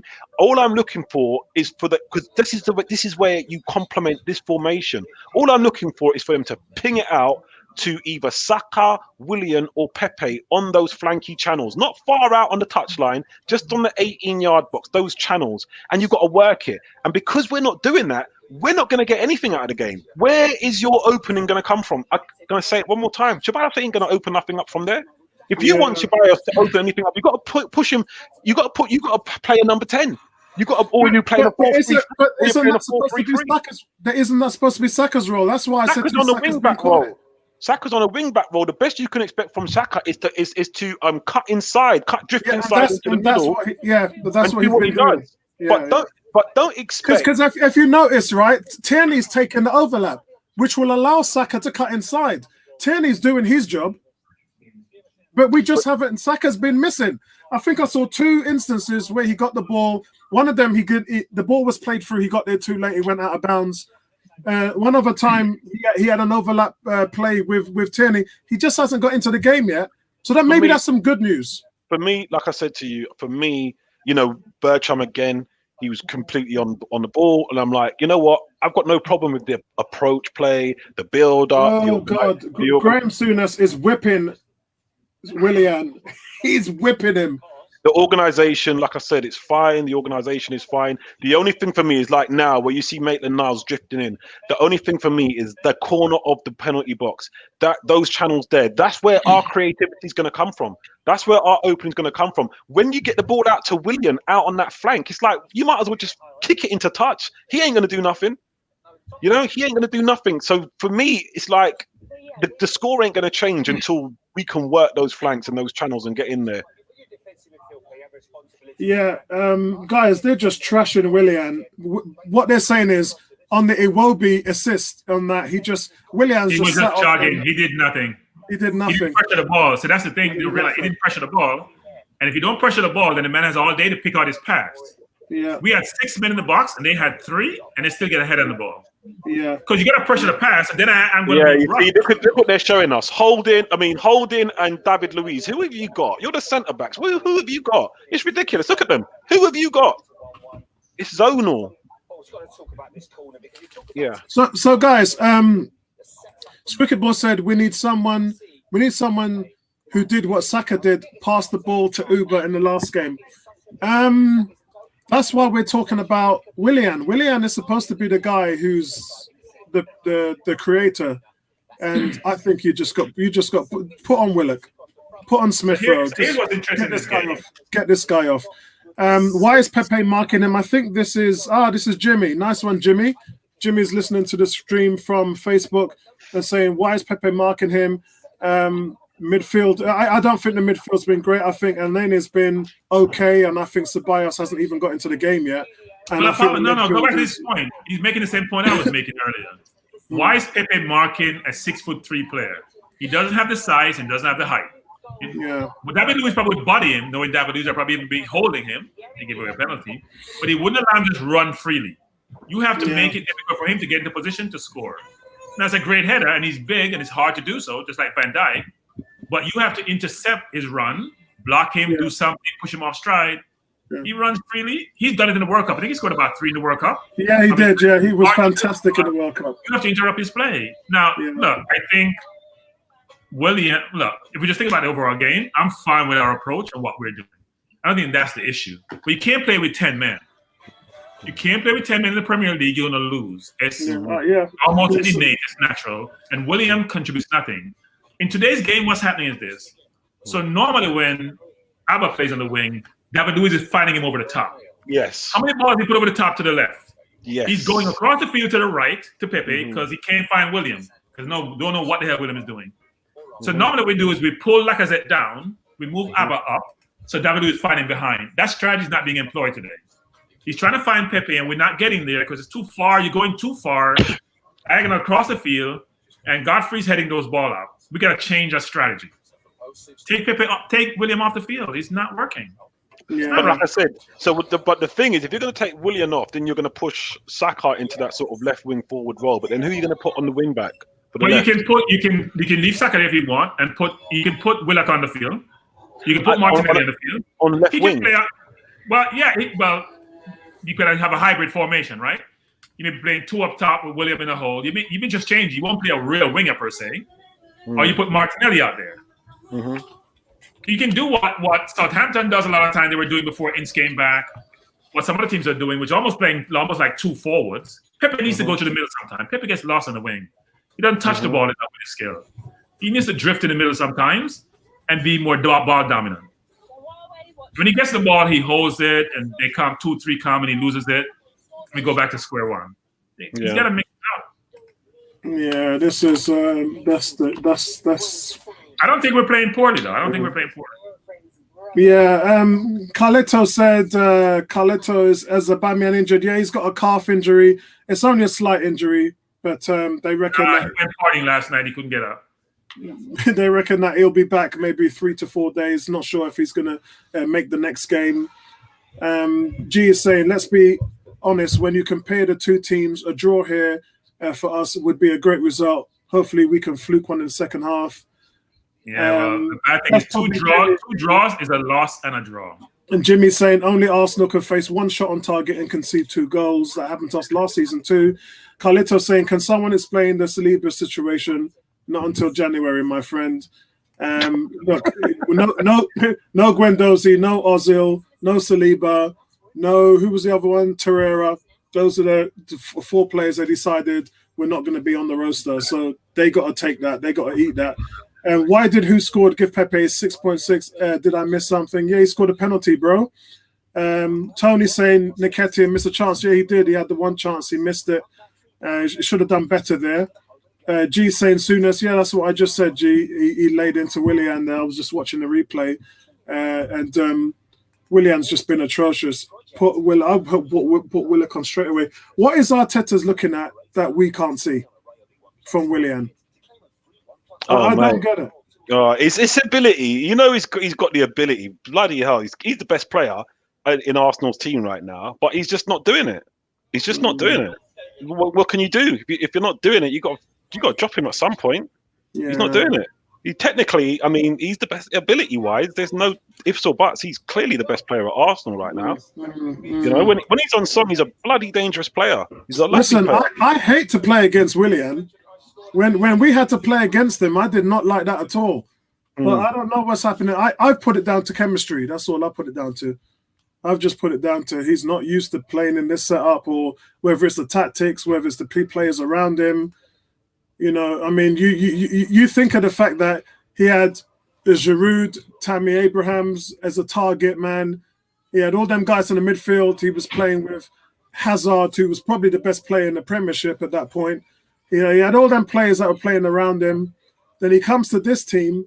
You go from playing with Hazard, Giroud, and all them other Chelsea players to playing with this lot. Willian must be finding what part of the twilight zone he dropped into. Please do not make an excuse for William. Quality is quality. Excuses for him. He's not playing well, mate. If you're playing with scrubs and your quality shines. I'm sorry, he's playing poorly. There's no excuse for his performances. It has nothing to do with the play around you. You should be bringing those players along with you if you're that good. And he was a Brazilian international for a long period of time. He's being awful. I would play the kids. I'll play Smith Rowe. I'll play Willock. I'll play anybody but William. At this point, William should be not even be in the match squad. his performance doesn't warrant him being in the 9 on the bench. Just give me a draw, mate. Just I don't know what, a set piece, a silly long I shot. would take a draw all day long, bro. I would draw, take it all day long. Yeah, Kuke saying the entire club is being run horribly from top to bottom. This is going to get even worse next year. Carletto, Willian's the best. Willian best in Arsenal's team. Nabil, what are you on? No, he is. There's no ifs or buts. He's supposed to be the most. I think William may be like Rooney. They just fell off a cliff. You know, great performer for one, and all of a sudden it just disappeared. It's not, when I say that he's the best, I don't mean he's the best like now, like based on ability, like what's the performances like now. But if you have a look at the guy's career, if you watch him for Brazil, or you've seen him for Brazil, or you've seen him for Chelsea in the past, clearly he's got. There's no one in our squad who's got ability like him. No one. Partey does. I don't know. I mean, I don't know. I mean, when we say, you see, my argument is kind of flawed, because if we're talking about right now, I don't even know what his ability level is right now. But if you look at him a couple of seasons ago for Chelsea and for Brazil, the guy's he was world class. Come on, mate. Have you not seen William play for Brazil? Or for Vincey, Chelsea? I sent you the link. I'll send it again, mate. I have sent you the link. But now, like, what does it matter? It's like, you know, you might as well go and get Maldini then, if that's the case. But and he's back on the field. He's back on the field. Now? Why, Arteta? Please tell us why. Who? William? Because he ain't got no one to replace him with, man. No, anybody's better. The kids are better. The kids are better. The kids are better. Big shout out to Terry. Terry saying Xhaka carded out. Thank God. Now our bogey player is Willian. Rafe says, "Is there not a better winger than Willian?" I've been telling them to play Nelson for months, bro. Listen, man, it is what it is. That guy Rafe's got the right idea, because there's no way Arteta is taking off Willian except for a winger. Whoever he takes him off for is gonna have to be a winger. He ain't gonna put no bloody. Okay. Zaha has 7 goals, by the way, and 2 assists. Just saying. What's going on, Vincey? Vincey there with all the Christmas lights there, chilling. Good, bro. Have you been watching the game, Vincey? Vincey, you got to do it all in Bajan. All of it has got to be done in Bajan, mate. No Cockney whatsoever. Sporty saying William used to run past defenders for fun. Can I suggest at his age, maybe he's lost a step? That's what Vincey said in the last game. Maybe he has. Yeah, and I'll tell you something really quickly on that note, right? Arsene Wenger, he used to not really trust players over 30, because his thinking was when you pass 30, your legs can go at any time. It can go overnight, it can go mid-season, it can go towards the tail end of the season, it can go any time. So he wouldn't trust players over 30. And he had doctors and specialists, consultants that told him that that's actually what happens. That's why he wouldn't touch players. You could be looking at Willian. You could be looking at him at the tail end of the season and saying, yeah, he's still got bags in him. You sign him, you have a little rest period, you come in for the new season, and his legs are gone. You know what, Nabil? Wouldn't you like to be a fly on the wall when Arteta? You know, I spoke to Colin a few days ago. Colin said that Arteta at the training ground. You know, the players say to him, "Have you spoken to Pep today? Have you spoken to Arsene?" Oh, that's it. That's what I want to see, Pepe. Because he talks to Guardiola and Wenger every week. So what is Wenger saying to him? What is Pep saying to Arteta in their conversations? What do you mean, Pep at Man City? No, Arteta speaks to them every week. Pep Guardiola and Arsene Wenger. And he does, yeah. And I would say, what are those him guys? Worse. I don't know, man. I'd love to be a fly on the wall. Turn and shoot. Go on, Pepe. He's showing the right attitude there, Apollo. You know why? Pepe's, because he's running into the middle. He's coming into that middle spot. He's cutting inside. He's showing the right attitude. For me, he can do that all game. I don't care if he loses the ball. I really don't. Just do that all game, because you're not going to get an opening unless you try those sort of things. So no problem on my end. That's what you're there for. Yeah. Come on, Arsenal. Come on, Arsenal. Sporty saying Willian off, Martinelli on. Yeah, I reckon that. I'd like to see Martinelli get about 10 or 15 minutes. 45 minutes is way too long for the brother. Yeah. 65 minutes, he probably will come on. Andrew saying, Apollo, Wenger is saying to Arteta, not easy here, is it? He's feeling it now, man. He's feeling it. You know Tobias should have gotten a red card, right?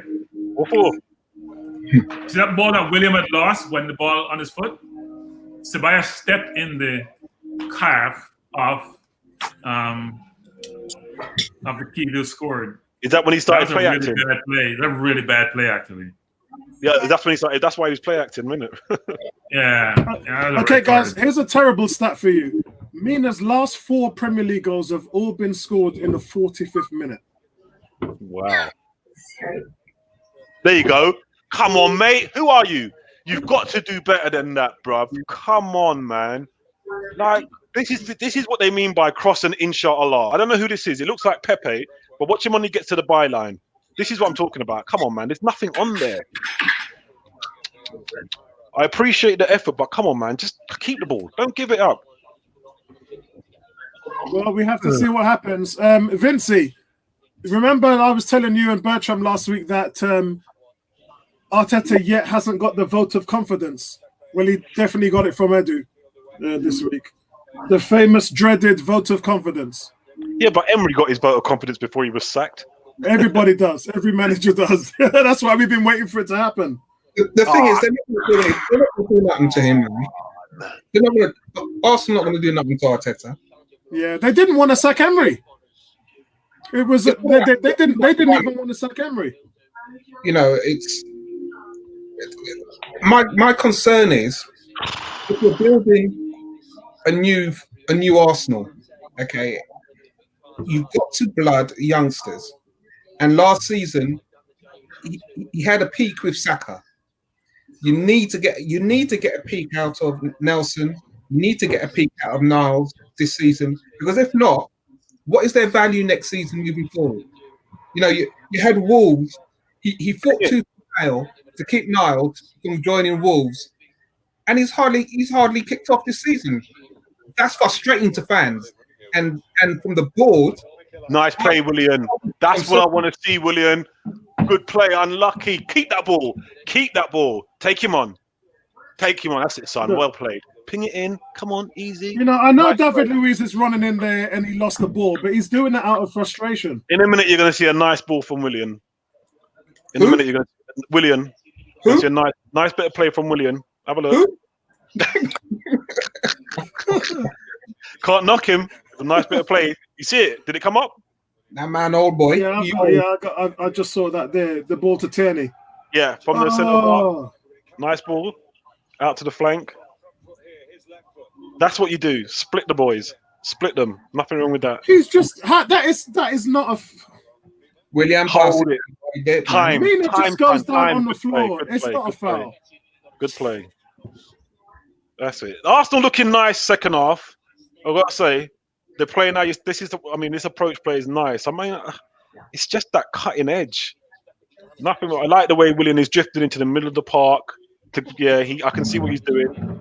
He's drifting inside. He might be looking to provide the creative spark. That's a good cross from Tierney there. Just needed to be a little bit lower to get it on the head of Eddie. Nice play. Take it on. Good play. Come on, make yourself available for him. Play it to come. Yeah, come on. 2 minutes here gone, guys, and it's still Everton 2, Arsenal 1. Why the hell would El Neni be ahead of William? Okay, cool. But Arsenal enjoying a wealth of possession at the beginning of the second half here, and let's just hope that they can do something with it. They're being very careful with the ball. I like it. 1-2. Nice play again, William. This is nice, William. Good play. That's square that fucker. Sorry. Nice play. hey, Vincey, this video is already demonetized. As soon as the first F word goes, I see my demonetization drop a level. Wow. Is that seriously how it works? Yeah, like it's digital. It's digital. YouTube have their feelers out. That's digital. So Bertram's losing it back there. So as soon as the F word or anything like that is said, I'll tell you what I'm going to do. I'm going to put myself on mute. It's too late now, mate, because I can't undo. What's done is done. Don't worry about it. It just means that the video won't go out to a certain age group. It's only people over 15 that would be able to get it recommended. Oh, sorry about that. Saka's limping here at the moment, guys. 1-2, nice and easy. 1-2, there you go. Take him on. I like it. That's what I want to see. It's nice. I like this. This is nice. This is looking good. Williams definitely getting into the game. They're looking threatening now. I like it. They are looking threatening. I think we might. Man, that's all it is. Oh, Luis in the post. Yeah. It's threatening, man. They got them under the cosh, bruv. That's it. That's it. Take time with the ball. Be very careful with it. Keep it. My God! After Woodward, guys, unlucky. Guys, the ball comes in deep from the box, from the left-hand side. I don't know what was going on. Jordan Pickford was off the races. He tries to grab it. He doesn't. He just makes a mess of it. The ball falls to David Luiz. He volleys it. He hits the ball on the ground, so it bounces up. It comes off the woodwork. It's actually deflected off the court and bounces off the post, and Everton get away with it. Good spell here from Arsenal. Good spell here from Arsenal. Hi, Ebony. Ebony, what going on, girl? You good? Yeah, I'm good. Yeah. I've just logged on. Well, I've actually tuned in, and I see that we're losing again. Nice. But yeah, Williams heard. Sorry, Ebony. Williams heard the criticism, mate. He certainly has. Oh, has he now? He has. Well, he's just not good enough. Sorry. He's sprung into life this half. Good. Oh, is he playing? Because I've not seen his goal. He's a threat now. He's not headed, man. And we've got 82% in this half. In the last 10 minutes, anyway. You can't expect Willian to be covering ground, man. The man's old. He's only 32. He's putting himself about. He's on both flanks now. You know what I mean? And that would affect his game running up and down. He's trying. You can't knock him for this second half. He's really trying. He's looking good. I can't complain. Go on, he's actually, his passes is actually reaching someone. There you go. Yeah, he's actually being creative now. Andrew's saying, Nabel. He's looking good. Yeah. Rasul, man. Rasul. Good play. That's it. Rasul. Andrew saying, Ebony in the house. What's up, Andrew? Williams, everything. Oh, nice play again, William. Are you watching the same game as me, bro? Hey, listen, Arsenal have enjoyed 82% possession in the first 10 minutes of the second half. It's all going through William. Yeah, oh, Arteta, guys, regardless of what's happened, Arteta has definitely seen a response from his players. Definitely. I like what I'm seeing. 1-4 at half time. You probably check the 1-1 for him at half time because we seem to be telling him what he needs to do, and then he responds. Yeah. Come on, get it in there, David. Yeah, keep it up, son. Keep it up. Come on, pass it, man. Stop wasting time. All right, man. Cross the ball. Sabana, man. I want the Ras all. Boy, they're frightened, man. Nice. Okay, Andrew's coming with beer jokes. Andrew's saying apparently Santa Claus was seen hanging around the Emirates. He was asked why no sack and replied, "Someone here is supposed to get it." Boom, boom. 18 says, well, we might be losing, I'm sure, but at least I can look at Ebony now. Cricket Ball is saying, Willian is being more effective in the midfield. I totally agree, bro. He's been looking more effective in the last 5 minutes. No, I think we've had a good, strong 10 minutes. Hey, don't cross it. Don't cross it. I think we've had a very good, strong 10 minutes. Good play, Pepe. Don't cross it. That's the position that I would personally saw Willian playing for Arsenal. Not in that front three, because that's too much running around. Yeah, centrally, in that midfield, because he can distribute the ball. Yeah. Yeah. I take it Aubameyang's not playing. He's injured. That's a stroke of luck because I've been wanting to get dropped anyway. I think he would have got dropped, if I'm honest. I think he would have. I mean, he scored in his last game, didn't he? Free kick to Arsenal. Yeah. Yeah, Willian can ping this. Whip it in, Willian. Oh, Come on, David Luiz. Where's the centre backs? David Luiz, Holding. Come on, lads. Let's see. We need a set piece specialist right now. It goes over the bar. Why is Saka taking that, not Pepe? That makes no sense. Man, When has Saka ever scored a goal from there? He's got to try. Yeah, I don't understand. We're not in the practice and trying business in this game. We let Pepe kick the ball. Pepe does that well. But So listen, guys, stay positive. The players are responding. That is the positive here. The players are responding. No, make smart decisions. That's what's positive. Dumb decisions. So annoying. I read in the first half that Nketiah wasn't very good. Like he could have had a goal in the first half. Yeah, I wouldn't say he wasn't very good, but I did say he missed a big chance. He should have taken a touch on it. You read right. Yeah, he's right. got to hit the target. He's got to Leave him alone, Bertram. You read right. Look, the team played well first half. And they've been playing well for the entire game. They gave up 2 goals, which are unfortunate, but the team has played well. I'm not disappointed by the play.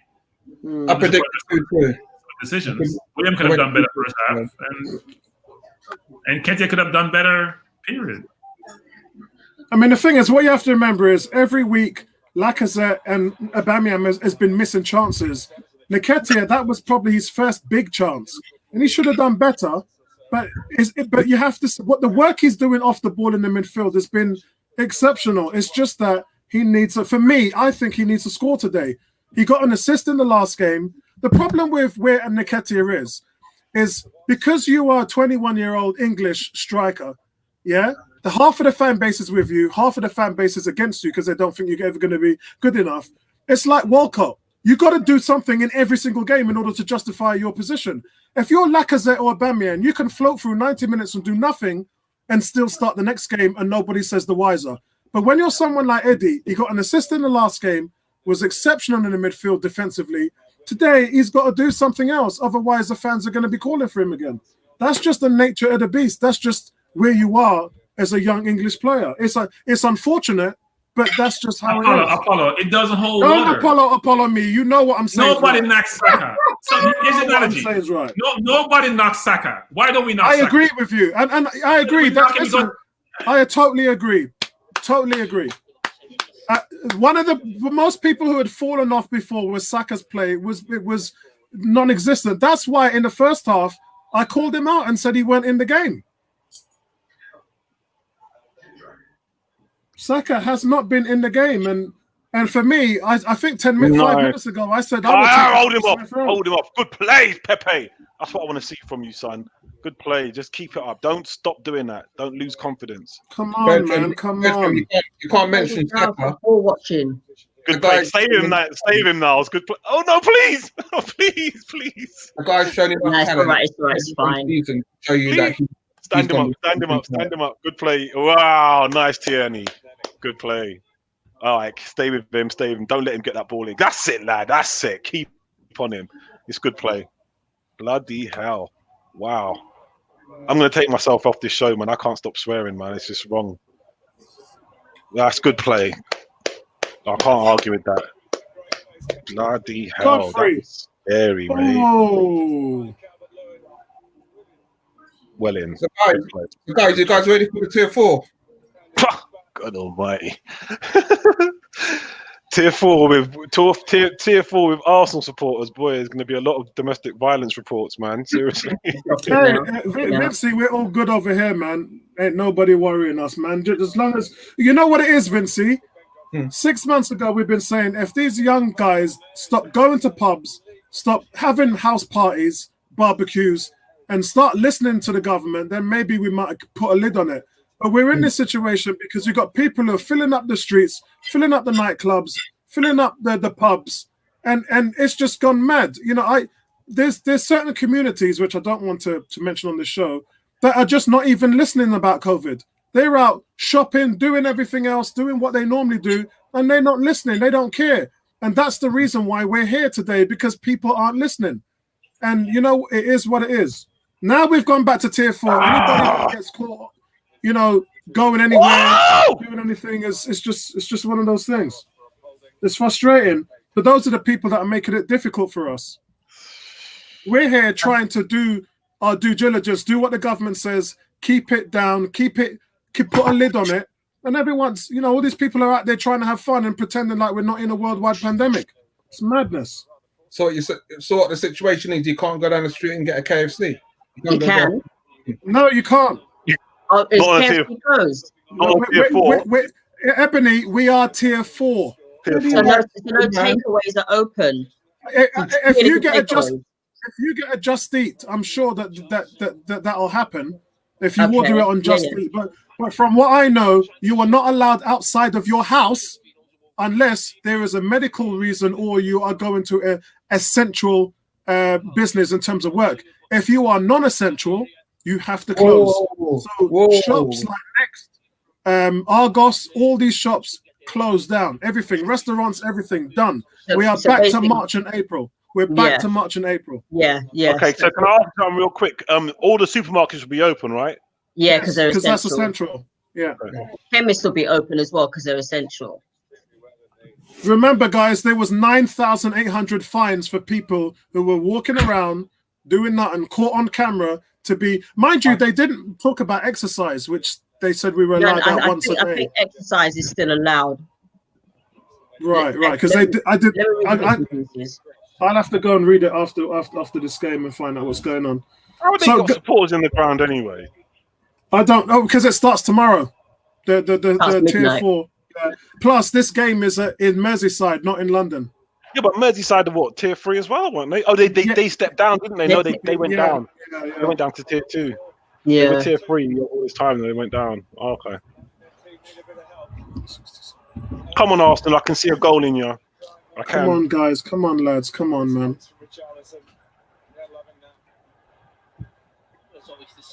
Everton, guys, Everton, don't discount Everton. Easy. That's it. Nice and easy, boys. Everton. Calvin Lewin just flicked the ball onto Richarlison, burst into the box. Nice and easy. William wants it. Stepping up. He looks for Iwobi, and it's just short. Nice Arsenal play. come away with it. I like it. I love the approach play now. Now this final third is looking like a damn final third. Switch it, my son, and take a pop. Go on. So, guys, substitution happening here. Willock on, El Nene off. Pepe, can I say something real quick? Pepe's confidence is shot. You know that? Pepe's a waste of time. Pepe's confidence is shot. He won't take no one on. He won't try anything. He's shot. His confidence is shot. Nah, when he tries, he's losing the ball. When he tries, he loses it. Confidence is shot. My only problem with Pepe is his lack of urgency. That's it. No, he's been having a bad game, Apollo. The only thing he has to go is score the penalty. Playing under orders, man. Leave the man alone. Yeah, maybe that is it as well. It's orders, man. Seriously, guys, you got to look at this formation. Yeah, this formation.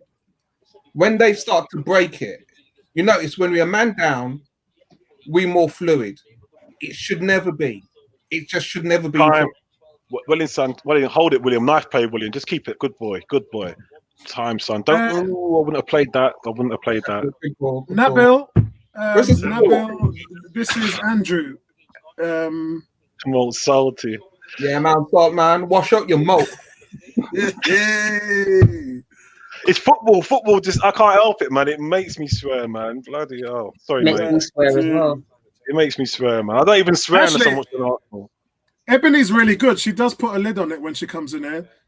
No, I think you've heard me swear quite a few times. Yeah. It gets to the point where it's just, I mean, this can't go on. I mean, we're losing at the moment, and where are we? 15th. Oh, they're trying is that why Bertrand's muted? He's just cussing in the back.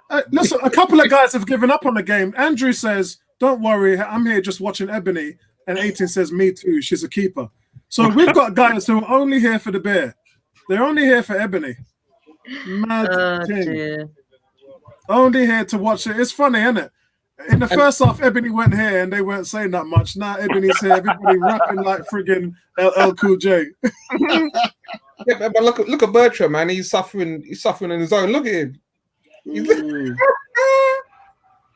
He don't want to switch on his bike. He's He's going to be cussing Pepe right now. I'm not cussing Pepe because you know what? He'd likely just come up with a goal out of nowhere.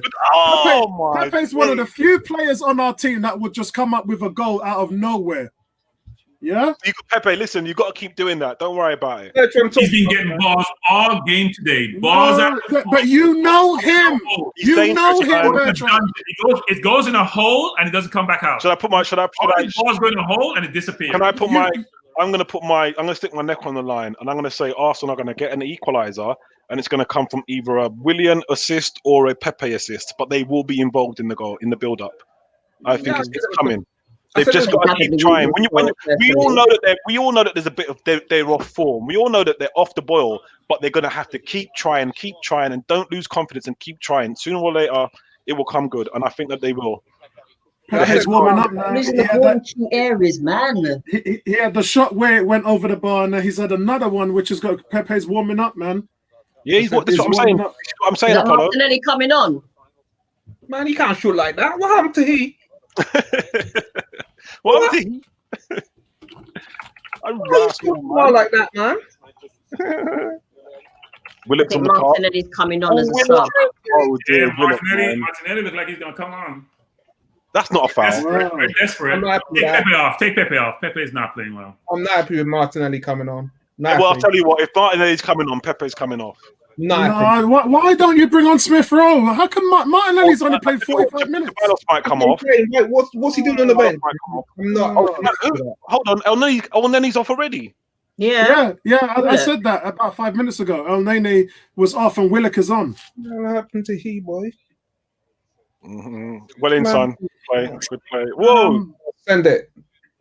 Supporting triangles. Where are you?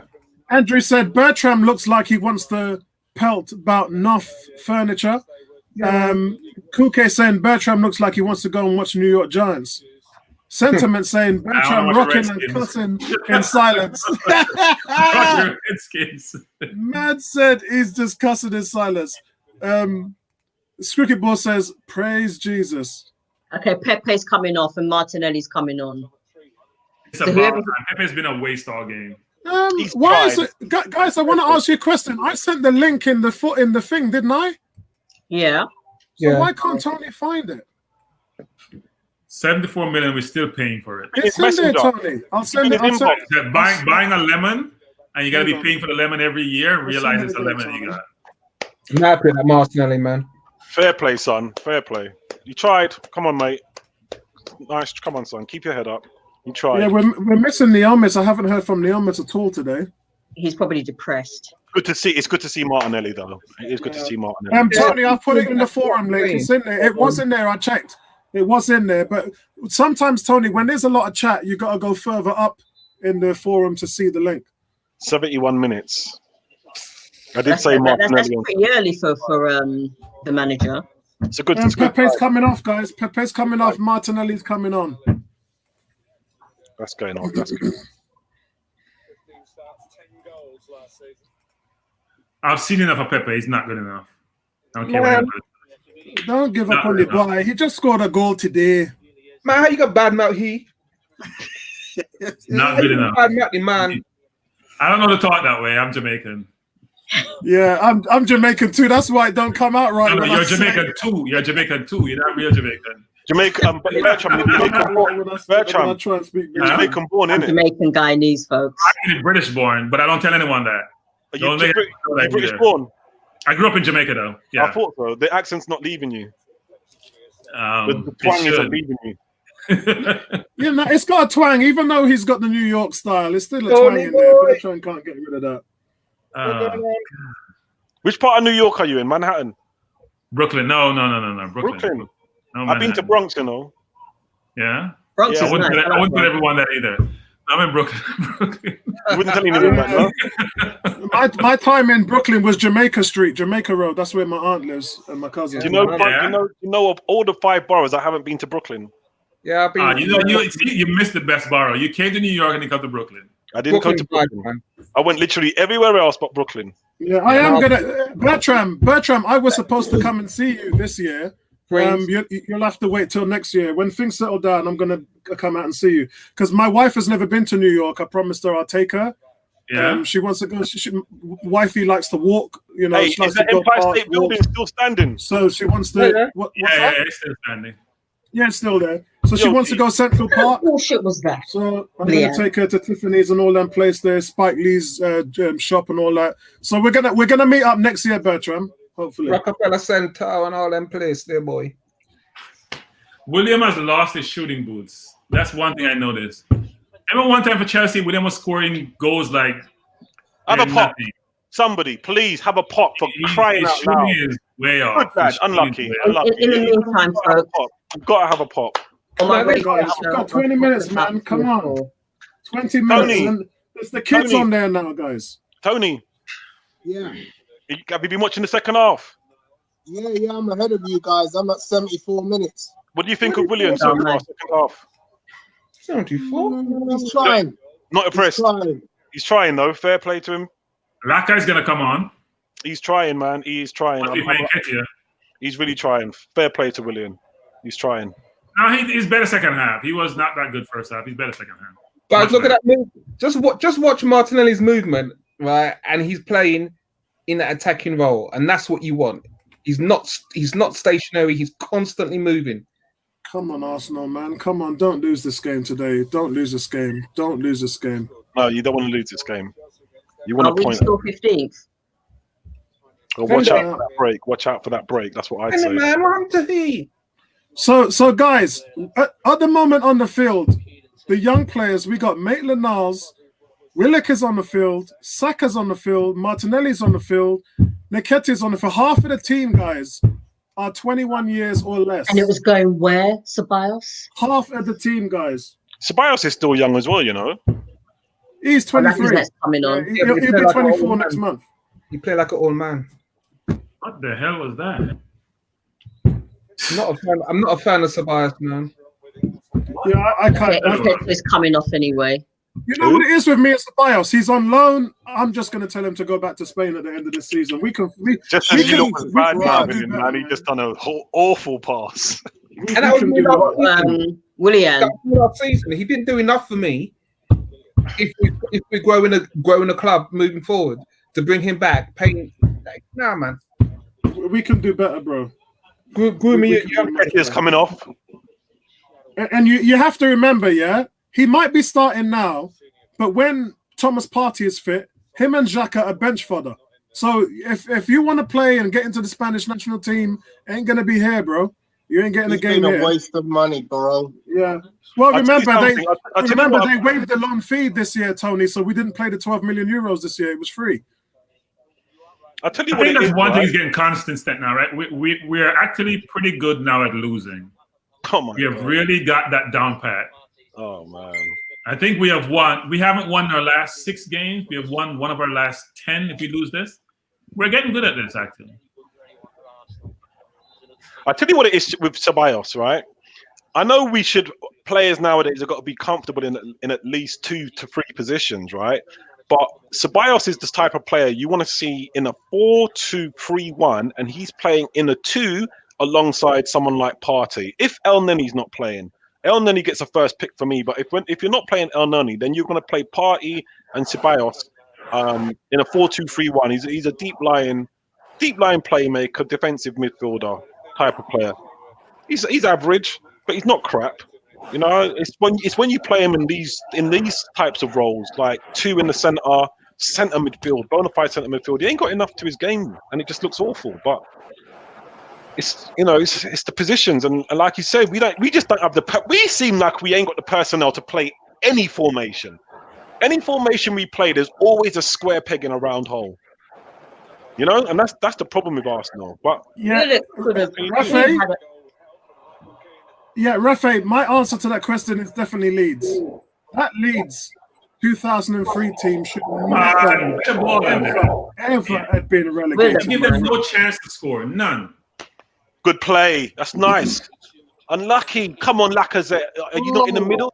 No, he's got to do a better cross than that. The cross wasn't too bad, but you got to be at the far stick. No, it's going towards the goal. You got to bring it back to the 18.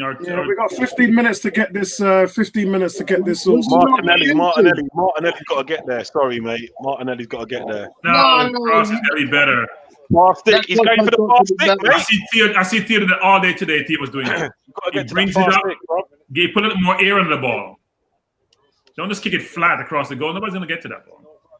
Yeah, it looked like a cross shot. Yeah. It's a hit and hope. If he puts that in the right area, Martinelli scores. You know that. Yeah, I mean, I think it was too much on it from Willock to Martinelli. Yeah, it was way too much. Yeah, too much on it. I'd agree. That's what I'm saying. There's a lack of quality on the final ball, but ugh. Oh, get there, Tierney. Wow. I mean, the performance has been bar a couple of players. The performance has been.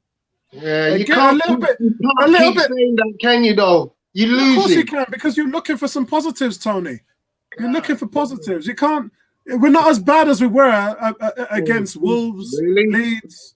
We're not that team. And the difference is why we got more energy. We've got more about us. We look like we're actually doing something. Oh dear. Good play. Lovely. Who is that? How can we be that open off a throw? Nice play, son. In their own half? Nice play. That's good play by Maitland-Niles. One-on-one with Richarlison. This is lovely. One-on-one with Richarlison. That's good play, Maitland-Niles. Wow. Maitland-Niles just saved our bacon. So now they have Maitland-Niles marking Yerry Mina. Really? We have no sense. We walk on our brains. Why is not David Luiz marking him? Or Holding marking him? Listen, guys, I'm going to say what I said in the first half. I saw 6 players run at Maitland-Niles, and he put the donut on them. And he's been doing it all day. Lewin right now doesn't have the right marker on. Yeah, I agree. Yerry Mina and Calvert Lewin have got no marker. Yeah, it's mad. Guys, how has Maitland-Niles not been starting today? I mean, this season.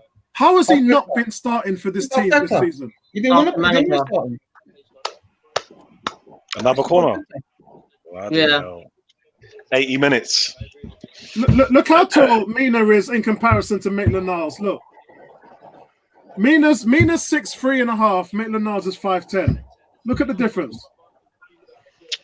Well, to be fair, like I said, I didn't expect Arsenal to beat Everton. I didn't expect them to beat them. Table doesn't lie, as they say.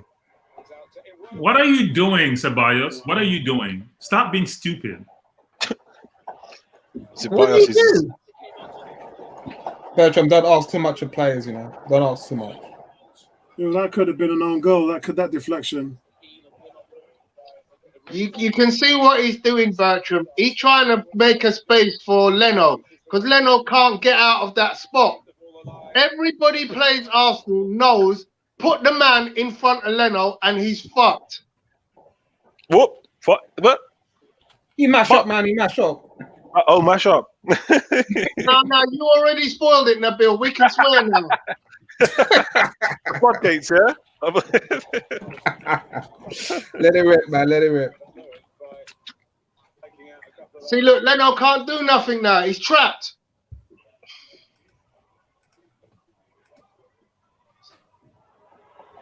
Oh, man. I tell you what, we're also a small team. Look at their it's team. been the best we've played in a good couple of games, though, I think. Well, the Southampton game was some good games. We played good against Tottenham. Game was really positive. We played good against Tottenham. We just leave ourselves open. Seems like every player who leaves us comes back against us with a better side, or at least in a better league position. It's crazy.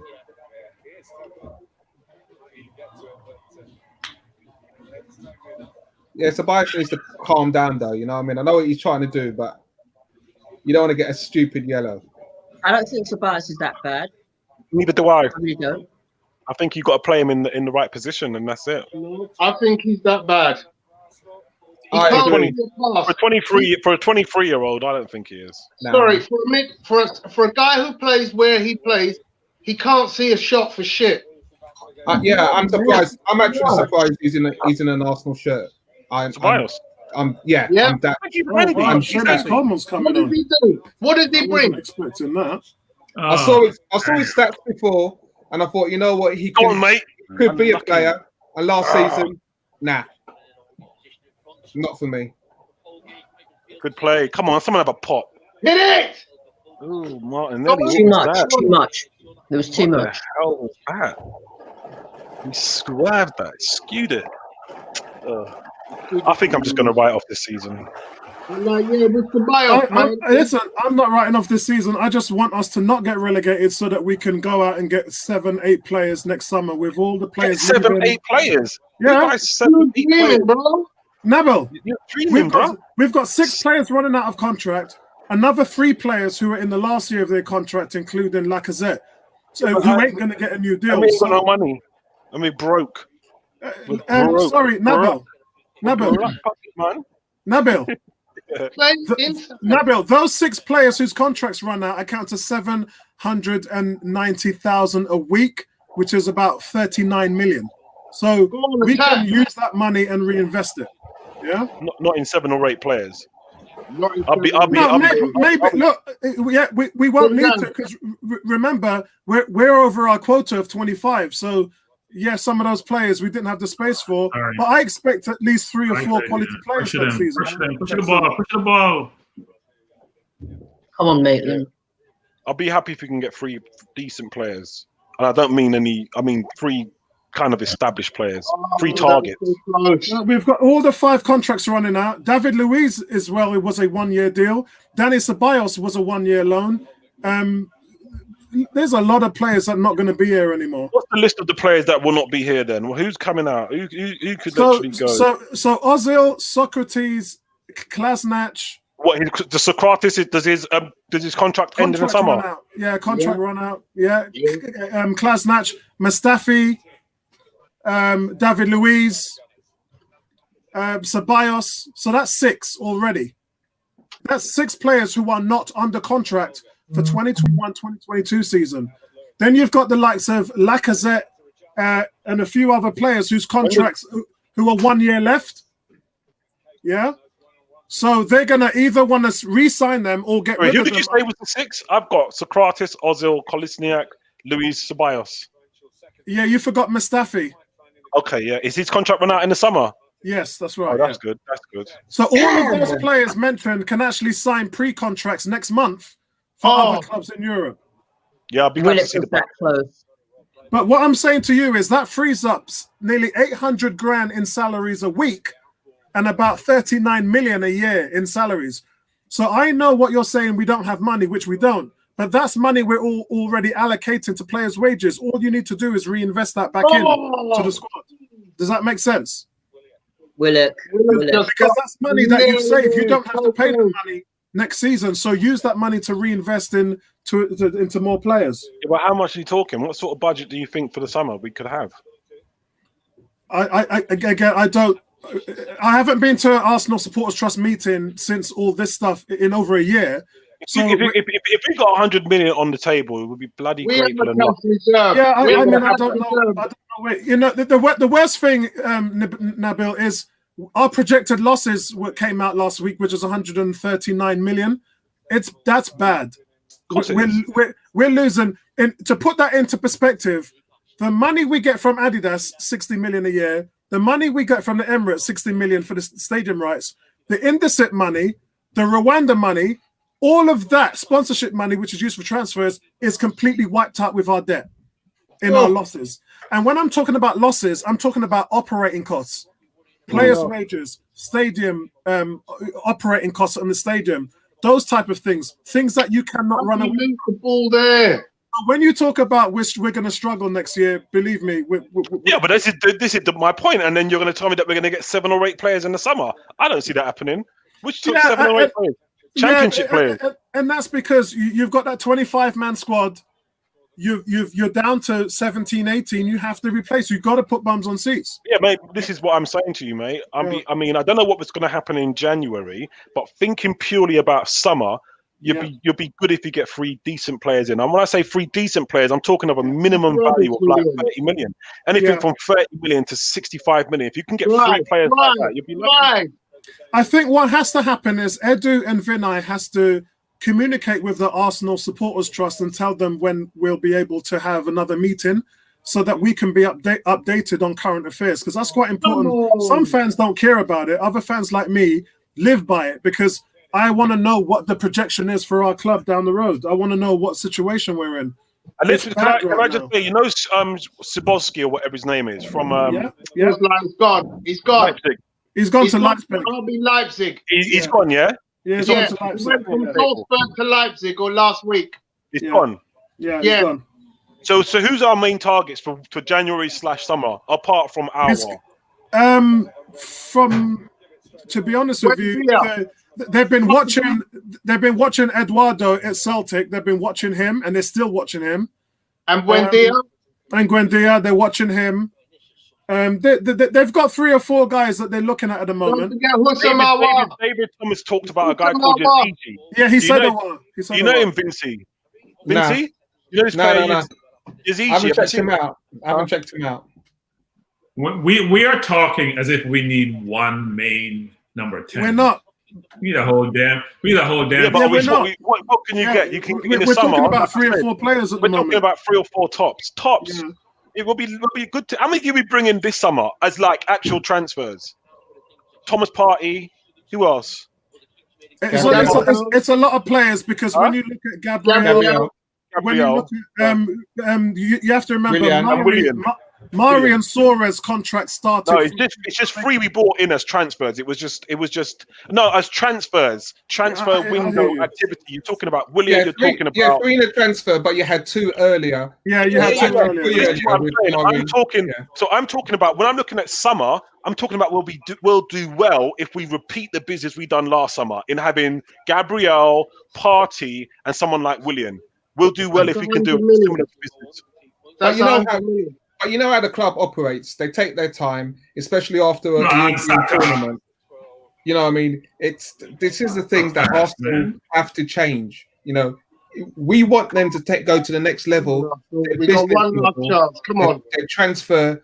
That's a poor pass. Their transfer speed and recruitment has to go up a level. It has to. Because officially, when you look at it, Willian was a free, Suarez was a free because we let his contract run out. Runenson, we paid 2 million. Pablo Mari was 7.2 million. Gabriel, 27 million or whatever. Thomas Partey, 45 million. So we spent nearly 80 million in COVID. You give people like Suarez contracts which they don't deserve. Yeah. Pointless, really, isn't it? I just don't see the point of that signing at all. I think he's better than Bellerin, but he's not playing. I think that signing. I think Suarez just tells you that Bellerin is for sale. That's what that. That's his the only thing contract wants that. He's got another 18 months, I think, on his contract. Who? Bellerin. Crazy. So you stop and you think 18 months down the line, you bought. Can I just see Arsenal win a bloody game, man? Every time I sit in front of this TV, we lose. I can't believe it, man. Can I just see us win a game? Jesus. I don't think there's any other team apart from Sheffield where the manager would survive this run of games. Like, it's ridiculous. For a first-year manager surviving a run of games, it's impossible. He has done nothing to warrant confidence. He's lucky he's staying on the pitch, Willock. He's beyond lucky. He's lucky he's on the pitch. He can't do that. Yeah, that was the red card waiting to happen, wasn't it? He went for the ball, to be fair. You know, it wasn't deliberate. You can't do that, bruv. He was super late and wild, so... You want VAR to not work, man. Boy. Can't see us win a 2-1 game. So not a bad result, actually. Not a bad result. I went for 2-2. Not a bad result. We're just not getting any the money. I mean, even Guendouzi. We're in a relegation contract is 1 year left after summer. It's not good.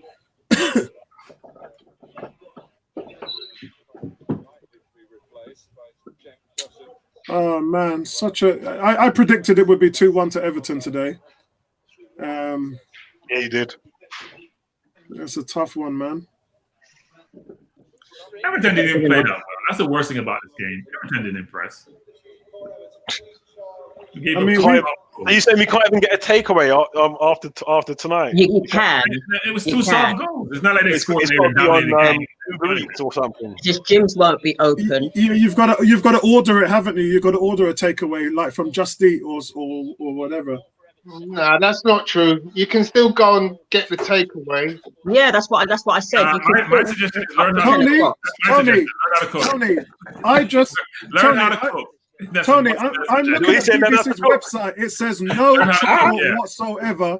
It says do not leave your house unless it is for emergency or medical reason.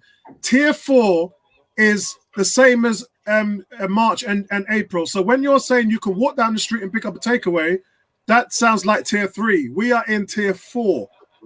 I think I'm in the bush, man. I think I'll be all right, man. I'm tier 3. Are you in bush? I'm in the bush. Yeah, I'm in the village, man. I'm in the village. I'm in Sussex. Life, bro. I think what hurts it is all those shops that don't do takeaways now have to close, which is everyone has to go up. Everyone has to go up. We got 2 minutes. This has to be a delivery. Deliver. Yeah. You can't play around, pissing around out there. No, but I tell you what it was for me, guys. With this lockdown, I spent much more than I What are usually. you doing? What's he done? It's William, right? You got 2 minutes to score a goal. You're piss-assing around the outside of the box. Yeah, I don't get that. It's Why are you playing there for? Have a crack, somebody. Come on. Nice ball Get in, though. everybody in the box. Yeah, it's crossing, inshallah. That's Arsenal's new strategy.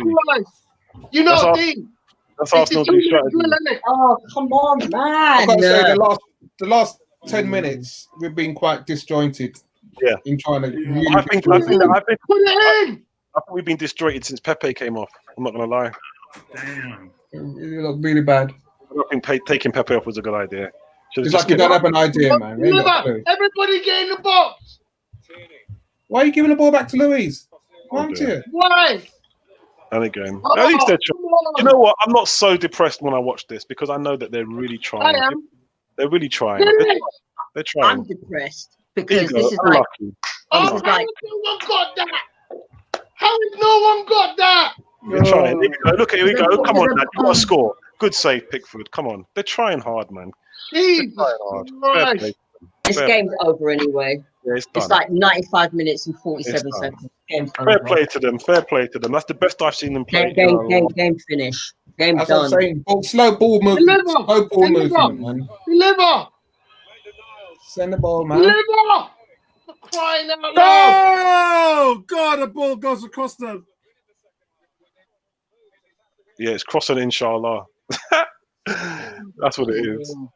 Yeah, come on, boys. I tell you what, just take me to. All I care about is just keep me out the relegation zone and roll on summer. Anyway, tier 4 rules. Yes, Andrew, you can go to somebody's house. So take, for instance, me and my wife have been making medical drops to mum, dad, also my daughter at university. So if it's for something like that, then you can. Oh, great save. Yeah, then you can. Are we still playing? I thought we finished. Yeah, how is the game still being played? Deliver! Everybody get in the box! It's finished. Stop picking around! Finished. Come on, let's talk about this game. Let's talk about this game. I'm not super depressed. They played really well. Get this. I don't get. You got one chance to get the ball in the box. Just put the ball in the box. Set piece done us, bruv. Set piece done us. Because we're shit on set pieces. I keep telling you, we're shit on set pieces. Yeah. So what we talking about then, Apollo? Are you doing some match stats? Why are you swapping shirts? Wow. Yeah, I think we might do player ratings. We'll do player ratings. Everton move up into what, second place? Wow. And are we 16th now? No, we're still 15th. No, we're still 15th. It's Ebony. The worst thing about this situation is that how desperate it is that even if we win, we still won't be. We'll still be in 15th place. That's how bad things are getting at the moment now. Even if Newcastle and Leeds have got 17 points, but a better goal difference. So even if Arsenal was to nick a win here by a goal, we would still be in. That's how. So I'm just looking at Crystal Palace 0, Liverpool 7. Yeah. Well, Liverpool, man, is. Liverpool win the league again anyway, and I'm saying that now. Us now, we need to. I mean, even if we get the players that we need, things may not even change. So, you know. Look, you know. Where is Sam Allardyce? Where is Sam Allardyce? We need you. No. Can't go to West Brom. No. We need you. We are in a relegation battle. We're the only team apart from Sheffield who hasn't won a game in the last 5 games. Medical emergency. We haven't won in a while. If we get Sam Allardyce, they better bring me in. No, Allardyce will keep us up. Well, guys, I'm looking all around at your faces, and I've been here many times before as a Redskins fan. This is nothing new to me. This is what unfortunately happens to a team in transition. Man United still haven't recovered from Ferguson. I know they brought in Mourinho, he won the Europa Cup, but like Arsenal fans, Man United down-talked it. They said, it doesn't mean nothing. Excuse me, it brought you back into the Champions League. Unfortunately, what is going to be good enough outside of winning the title? Liverpool had to wait 30 years to win another title. Apollo, guys, do you think we're talking about winning title? We're trying to not get relegated. Apollo, do you think it's more about winning as opposed to a style of football that's attractive and pleasing to fans that's going to generate a winning team? I think that not having fans in the stadium is a blessing to Arsenal right now because their fans' expectations are way too high at Arsenal, and this team, even what happened last year with the FA Cup finishing 8th, finishing 8th, that is a true reflection of our team. That is a team that is on a downward spiral, and these players, no matter how much you try and rip it, have never been any good. And let's talk about semantics here. We're talking about us looking good in the last few games. Why have we looked good?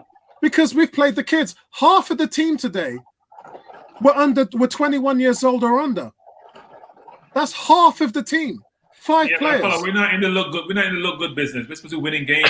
Sorry. You can't win games because they couldn't. They couldn't do it. We're one of the top 10 teams in the world. Why are we thinking about looking good? That's like going to a party dressing up. Are we clowns? It's going to take a lot of transfer windows to change this around, and that is just the reality of it. And some people will have a problem with that, and some people won't. No, but we're still going to get it right. We're getting the wrong players. Pepe's not good enough. William has been bad.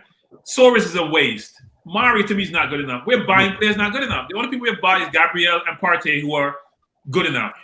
So we get 2 out of that. But listen, Bertram, welcome to football management. That's how the game is. Not every manager and general manager brings in quality stars that hits off. You look at the best teams around the world. Barcelona have spent hundreds of millions on players. Real Madrid, hundreds of millions of players on players that they're trying to get rid of. Yeah, Liverpool have been lucky, I must say. 2 things have happened to Liverpool. A lot of the players that they bought have turned out to be very good players. You have to thank their recruitment for that. And the other thing is they've not had a lot of injuries when they won the title. But outside of that, look at the play. It's not a good analogy though, because Barca makes about €1 billion a year. They overpaid for Firmino, for Coutinho 142. Griezmann, they just overpaid. They got carried away and overpaid for players. Yeah, Man United have spent 820 million in the last 3 seasons. And how many of their players would you say you'd want to buy and bring to Arsenal? The team, I'd exchange the teams today. Every single player I'd exchange for Man U side. They're still on value. Fernandes is still on value. Pogba still on value. Greenwood is still on value. Rashford is still on value. So looking at the statistics, Martial is still on value. We have no still on value. So looking at the statistics, if you take out Bruno Fernandes goals and assists this season, they would be in the bottom 5 like us. What does that tell you? A lot of feedback, I think. No, but you can't take away somebody. He's part of the team. This whole concept about taking somebody away is part of the team. But you just said you take the whole team. Yeah, you just said you take the whole team, but without Fernandez. No, I would They're not a exchange good teams team. because you know what? They even won about 6th or 7th place with a game in hand. Where are we? We're going the other direction. They're going north and we're going south. So, guys, let me pull up the.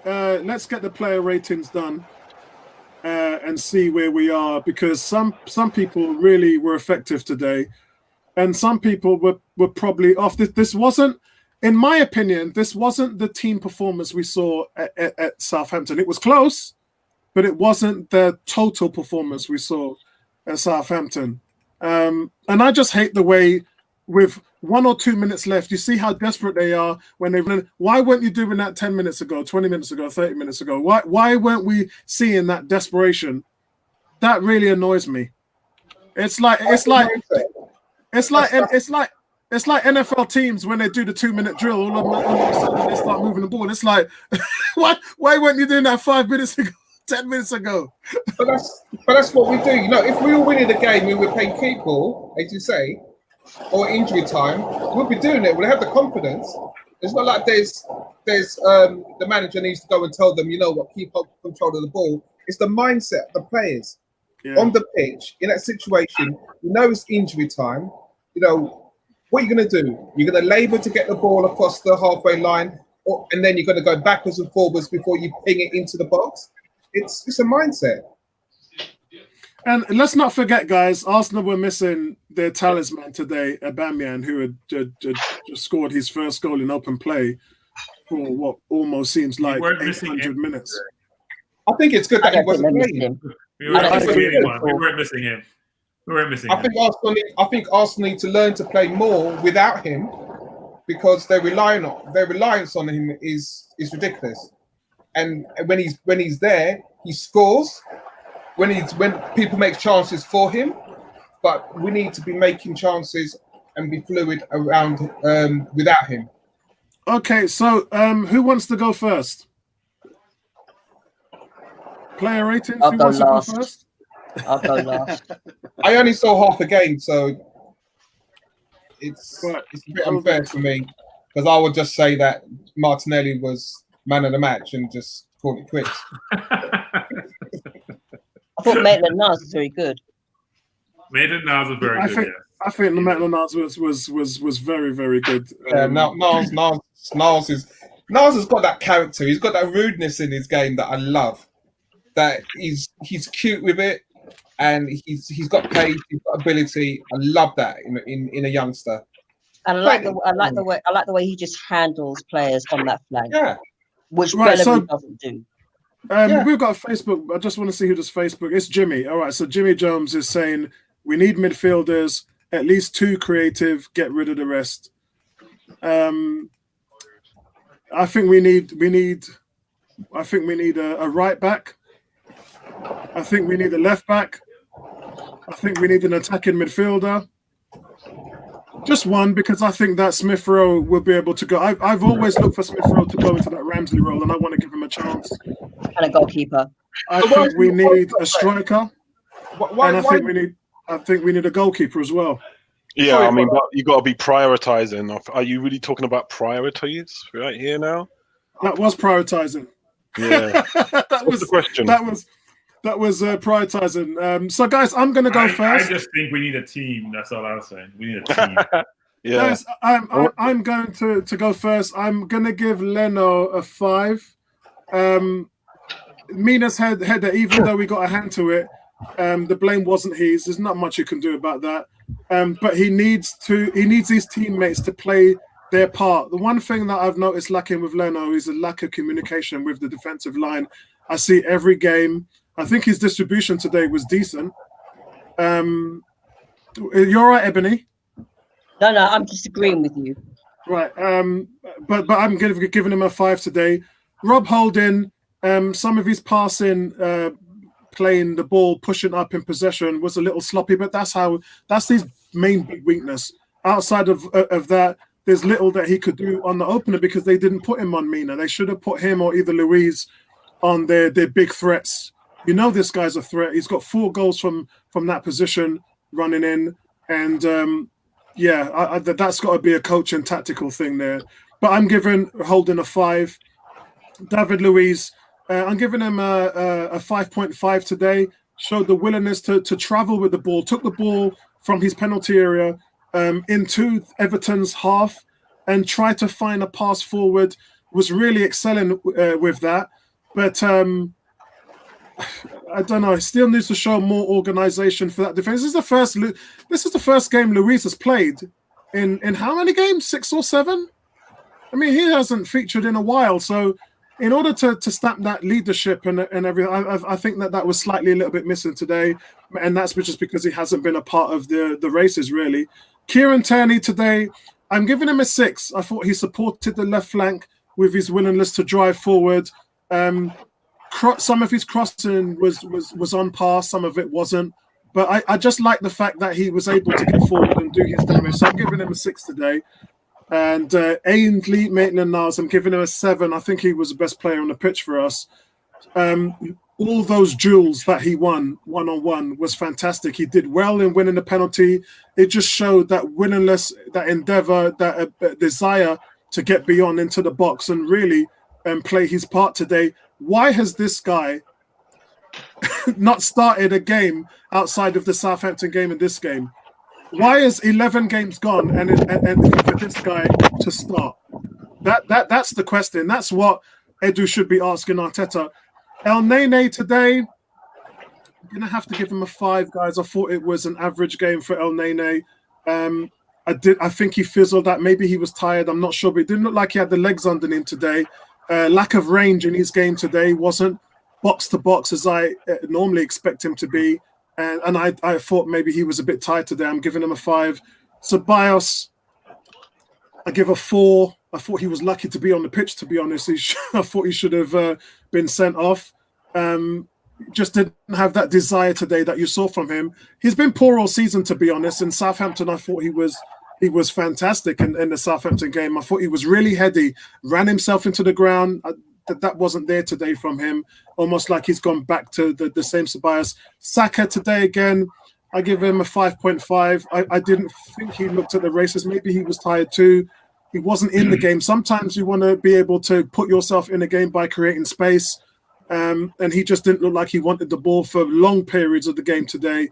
Not enough interchanging with Kieran Tierney. And he wasn't one of the biggest threats. He's normally the biggest threats in games when he shines, and I thought that he was off balance today. For the forwards, I'm going to go with Pepe. I'm giving him a 6. He was the only person that was offering any movement in the final third, but the movement isn't beyond the back line. When we talk about Walcott running through the back line, when you run through, you're expecting the ball to be played when you're beyond the last defender. For me, Pepe plays in front of the defenders, not beyond them. And that seems to be a problem that's plagued his time at Arsenal. I'm not seeing that Theo Walcott in his game. And that is disappointing for me. It really is. And I really hope that somebody... Walcott's lucky. He had Henry to develop that in his game. I'm not sure who's developing Pepe's game right now. But they need to get this guy where he can cause damage beyond the back lines. Countless teams, the best teams in the world, the movement is exceptional beyond the back line, making runs beyond the defenders. He don't run beyond the defenders, and everything he seems to do is in front of the defender, and it just cancels it just cancels him out from the attack.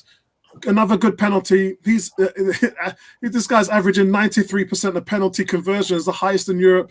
There was no doubt about that. When you guys said who's going to take this penalty, there was only one person who was going to take that penalty. He was dangerous when he comes off the right wing, goes through the middle. Pepe, maybe he should play there. Maybe Bertram and Tony have been right all along. Maybe we didn't see it. He seems to be very dangerous when he's through the middle, and I just think that he's wasted on the right. I'm giving him a 6 anyway because of the penalty and the goal, and not what I would expect from him. Nketiah, I'm giving a 4. I think he struggled. The movement across the pitch almost looked like he was tired. He gassed himself out against Southampton, running in the back line again in the midfield today again. And I thought that his legs, as the game wore on, I thought that his legs left him. He had the chance where we could have actually taken a chance with it on his leg, on his right leg. He could have had an extra touch, and got it on target. He didn't. Look, we're not going to chastise him for that. Lacazette and Aubameyang have been missing chances every week. They get berated for him. Eddie, he missed a chance today, and I think he should have done better, but I'm giving him a 4. I think that he can do better, a lot better than he did today. Willian, look, I was going to give him a 1. I'm giving him a 3 because I think he had a decent last 15, 20 minutes, but there's still lack of effort from him. Why are we waiting? Why are we seeing 70, 75 minutes go into the game where there's nothing from him? No effort, no running, no threat, no closing down. He's just, there's nothing. Where's the quality in this player? Nelson can't come back soon enough from injury, in my opinion. I know he only played because Aubameyang was injured, but even for that, guys, put on Willock, put on Smith Rowe, play Martinelli. If Martinelli's only going to be good for half an hour, then put him on earlier. If Willock is fit to play, start Willock. You can't deal with this. You can't carry players. Substitutions, Willock I thought was 5, Gabriel 5. I thought it's solid when he came on. Didn't get to that cross that Tierney put through, but demonstrating his desire, like Eddie Nketiah, demonstrating his desire to run backwards and defend and to run forwards into the box to get on the end of things. And I think if Martinelli becomes fit, then hopefully we'll be able to give him a little bit of time. He's been missing for quite a while. He hasn't played a lot of football in half a year. And that's me, guys. That's my ratings out of 10. Nabil, let's go to you. Okay, am I on mute? No, I can hear you. Okay. Lino made a good save, I think. Made a couple of decent saves. Can't really fault him I can't really fault him for both goals, but I'll give him a 6. Still 2 goals past him. Holding, I'm not a fan. I've got to be honest. I'm not a fan. I think about a 5. Fair enough. I thought Luiz was good. I thought Luiz was actually one of our best players. He did drive the team forward. Hit the post. Don't forget he hit the post. Yeah, thanks for that. Actually, that just boosted my rating. I'll give him a 7. I was going to give him a 6.5. I'll give him a 7. Yeah, Tierney, he's a funny one. He is because he was getting forward well. He was an outlet. He was a good outlet. He was a nice option. I think he done much better in the second half as well. You know, my rating's going to be a bit generous. I don't know, even though we lost. I'm going to give Luiz a 7.5, but I'm going to give Tierney 7. I think he done all right. Ainsley Maitland-Niles, again, he was good. I like him as well. He was sound in defence. I'll give him a 7. El Neni, now, again, I said it from the beginning of the game. This 3-4-3, these central midfielders, they're nothing players. They're just central midfielders. They're not great defensively. They're not great going forward. They're just running around the park. There's no thrill to the game. So they're going to get the lowest rating for me, I think. El Neni didn't really do much. I'd give him maybe a 5. Ceballos is the same. 5. Didn't really. They just don't do that in the middle of the park. Saka, I think, this is probably the worst game I've seen from him, to be honest. Yeah, he wasn't at the races, man. I think I gave him a 4, didn't I? I can't think of what he done that I liked, to be honest. Yeah. I'm going to give him a 4, to be fair, because we're looking on his position to create for us. So I'm going to give him a 4. Now, Pepe, for me, it's just confidence. You can just see his confidence is shot. He was an outlet. You know, he was an outlet. He didn't give away the ball that much. When he tried, he would obviously give away the ball. But in his position, if you don't try, you ain't going to do it. And when you try, you've got to be prepared to give away the ball. So I'm going to give Pepe I think about a 6.5. I kind of liked him, to be honest. You know, just if it's confident, he scored a penalty as well, easy stuff. Yeah, I'm going to give him a 6.5. William, for me, wow! Like in the first half, he was like a 0. Like you're not even getting a point for getting on the pitch. But in the second half, he was easily the best player on the pitch. Definitely our best player. Everything good had him involved in it. So I'm going to give him a 7. I'm going to give him a 7. Right, guys, we've got some noise in the background. Whoever that is, can you turn that down because it's interfering with the speech. I don't know who that is. Hold on a second. I think it's Tony, and I think he's frozen. Oh, there he is. It might be Vincey. Yeah, it's Vincey. All right, hold on, Vincey. I'll just put you on mute for a second. Go on, Nabil. Yeah, so Willian, he was our best player. So for me, I think all in all, he was our best player. He came good in the second half. So I'm going to give him a 7.5. No, he's a 7. He's a 7. He's the same. He's the same as Louise because Louise was solid. But I think he's the man of the match from our team. And Nketiah, it's unfortunate because he's catching a lot of flack for me. But I think a lot of people don't understand when you're a number 9. Apart from the tracking back that Arteta wants you to do, there's not really a lot you can do. You can make runs all day. If you don't get the pass, it's no one cares. Yeah. So I'm not. If a number 9, we've seen it for ages with all sorts of strikers. Raul, if you remember, and who remembers Litman and players like these guys. They just be silent for bloody 70, 80 minutes, and then all of a sudden they just pop up with a nice run. The ball gets to them, they finish, and they kill you off. So I'm not really mad at Nketiah. I feel like he summed up the Arsenal mood when he got that ball from Tierney. And really, when you're confident, when you're really hungry and you're licking your lips, you just take a touch, and just your touch sets the ball up for you to just take a step back and just give it open up your body, nice little ping into the bottom corner.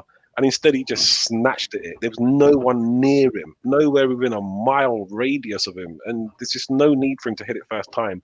But I can't really, I don't see anything really bad about his play, to be honest. Like you said, you see Lacazette, you see Aubameyang, they play like that 2, 3, 4, 5, 6 games on the bounce. They're missing 2 or 3 chances. Well, 2 chances a game. I can't slag him off for that. I just can't slag him off for that. That's the striker's life. They're not involved in a lot, but when they do get involved, you expect them to do stuff. So for me, I'm just going to give him like a 6. I'm not going to kill him. There's not really. I don't really like to rate these subs because they don't really get a lot of time to do anything. I think Willock put himself about. Willock can get a 6.5. He put himself about. Martinelli, you can see he's just not match fit. He's just not match fit. I can't even give him a rating, to be fair. That's it. That's me. Bertram, let's get your marks out of 10 for the players. Let's get your player ratings. So I'm not going to give the traditional ratings because I don't think I'm going to spend time on ineptitude. What I would say is this. Didn't you say we played well? Leno, No, we played well. Well, I'm not thinking about the game holistically. And here's what I realized, that both teams were really poor. I know they look good because both teams are poor. Everton did nothing in the game. Nothing of note in the game, frankly. So they did nothing of note. Think about the game again. Wait, I'm just thinking about the game now. Had a chance to sit back, reflect, be quiet, and think. So here's my view of the game. So Leno, good enough. Maitland-Niles, good enough. Holding, not good enough. David Luiz, on the tail end of his career, good enough. Tierney, good enough. Elneny, not good enough. Ceballos, not good enough. Saka, he has work to do. He gets all these laudatory comments, doesn't score a goal, not assisting. But he's a good player. He's young. He get better. William, not good enough. Nketiah, not good enough. Pepe, not good enough. There's a lot of not good enough in there. Just not good enough. Pepe flatters to deceive, frankly, because he's very, very skillful. He was awful today. He doesn't get a 4. Sorry, he scored a penalty, did nothing in the game. Lose the ball all the time. William didn't lose the ball in the second half, maybe once. Pepe lost the ball every single time. He comes in the middle, he beats one man, he loses the ball. Down the wing, he gets the ball, he does nothing. He doesn't beat his man, he doesn't slow down and speed up. Nothing. Waste of time. I love Pepe initially when I saw him. As I see more and more, I realize he flatters to deceive, doesn't impress me. So frankly, our team is just not good enough. We have more losses than every team except Sheffield. Let me repeat. Our same amount of losses to the last teams, but our losses are similar to 2 bottom teams, and only Sheffield has 12 losses, and we have 8. We are awful. Now, granted, our ball possession and the way we played, if you look at Man U game, if you look at Tottenham game, we had a lot of ball possession. But when we get to the final third, we are lost. Final third, we are totally lost. We have no idea what to do, where to go. So yes, it looks initially when I saw the game, I'm like, we're playing well. Tottenham game, Jose got too much credit, and I don't think Tottenham did a damn thing in that game, except hit us on a counter. They were just parking the bus like their Sam Allardyce team. But frankly, when I look at our team holistically, we are in trouble. I don't know where our next win is coming from. Who are we going to beat next? Which team do you think we're going to beat? Are we going to beat Chelsea? Who are we going to beat next? Where's our next win coming from? I can't see it. We don't know where our next win's coming from. We had a bunch of winnable games against Leeds, Wolves, Burnley. I mean, we've got Brighton coming up, a team who we didn't beat last year. Brighton is a decent team. They just don't score like we do. Winnable. Yeah, that's winnable. But we never beat them last or not. I can't say Brighton is winnable. I don't know where next win is coming from, which is concerning. Now, people say you can't get relegated. Probably said it about Leeds years ago, way back when, given the profile of the team. But we haven't done anything to suggest we can beat any team. Now, hopefully we got Partey back. Hopefully we get Martinelli up and running and get his fitness together. Alba will come back, even though he hasn't been great this season. But frankly, this team, as it's composed, we're in trouble. We're in trouble. Yeah. I don't think ratings make sense. Let me think about it. I can't rate. When you lose someone games, what am I rating you for? It's a waste of time. Well, that's why we haven't done. That's why we haven't done ratings in a while. But you still can rate the players because they were performing. No, Maitland Niles should play, right? Maitland Niles should play. That's a no-brainer. Arteta is not good enough. I forgot to mention that. Arteta is not good enough. Sorry, you're not good enough. Okay. And poorly coached too. Poorly coached. Okay, so let's move on to Ebony. Ebony, let's get your numbers, girl. Okay, I only saw half the game, so I'll just base my ratings on what I saw. I thought Leno, there's still some of that indecisiveness about his game. I didn't see the goals, but if there were set pieces, I mean, I'll have to watch it again, but I mean, if there were set pieces, he's not very good at set pieces anyway. I mean, the whole team are not very good at set pieces at times. Leno, from what I saw in the second half, I'll give him a standard 5. Holding, for me, again, a standard 5. Didn't really, sometimes he can be quite sloppy. Sometimes he can be quite late to the dinner table because he's not concentrating. Louise, I thought, was the best defender from what I saw. I do like the fact that he can create chances, and and he gives that leadership that we lack so badly. I'll give him a 7. Tierney, I'm a big Tierney fan. Great crossing. I mean, there was a couple of passes that he missed, but that left side is his, and the fact that he can cross as well. He's actually the best crosser in the team as far as I'm concerned. So he gets a 6. Maitland Niles, the bully that we need on the right hand side. I love the way he took care of. I think it was Richarlison that he took care of everybody that ran his way. Basically, when he's on that right hand flank and he sees a player, he does a lot more than what Bellerin does. He takes on a player. I think today he was our best player. So I'm going to give, from what I saw, I'll give him an 8. From what I saw of El Neni, a lot of backwards and sideways and not really much going on. I'll give him a 5. Ceballos, dreadful. I don't. Today he just wasn't at the races for me. I'll give him 4. Saka, I'll give him a 4 again. Not the greatest game that he's played. He gets a 4. Pepe, I think Pepe needs to play more centrally. I think when he's on the left-hand side, he just doesn't do enough. He loses the ball and then he just goes off and does his own thing. I mean, yes, he's got some skills, but I think to get the best out of him, he needs to be playing more centrally. I'll give him a 5. Willian, from what I saw, great passing. He was more in the game than he was in the past few games that we've seen him. I think today's performance from what I saw, It reminded me of the Fulham game. So I'll give him a 6. Nketiah, he was unlucky not to score in how many? I think he had about three good chances, or 2 good chances where he didn't score, and he was unlucky. So, but he is running behind that defensive line. I'm giving him a 6. As for I can't really rate Martinelli. Wasn't on the pitch long enough, although he could have actually scored. Yeah, towards the end. Maybe if he was 100% fit, but I just think there was too much on the ball. There was too much. But I'm not going to rate him though, because he wasn't on long enough. Lacazette, can't really rate him. Wasn't on long enough. Yeah, that's it really. But from what I saw of the game, that we were trying. We tried our best. We had a great deal of possession where we could have actually scored, but towards the end of the game, it's just like, why is everybody just passing for the sake of it? Would you just get forward? Please just get forward. We're losing 2-1. There's 2 minutes to go. Everybody get forward. But no, what they're doing is they're just like passing the ball out, then in, then out, and sideways. Come on. So, let's go to Cool K. Cool K has gone with Leno 5, Holding 5, Luis 7, Tierney 6, Maitland-Niles 7.5, El Nene 5, Ceballos 3, Saka 3, Pepe 6, Willian 0, Nketiah 6.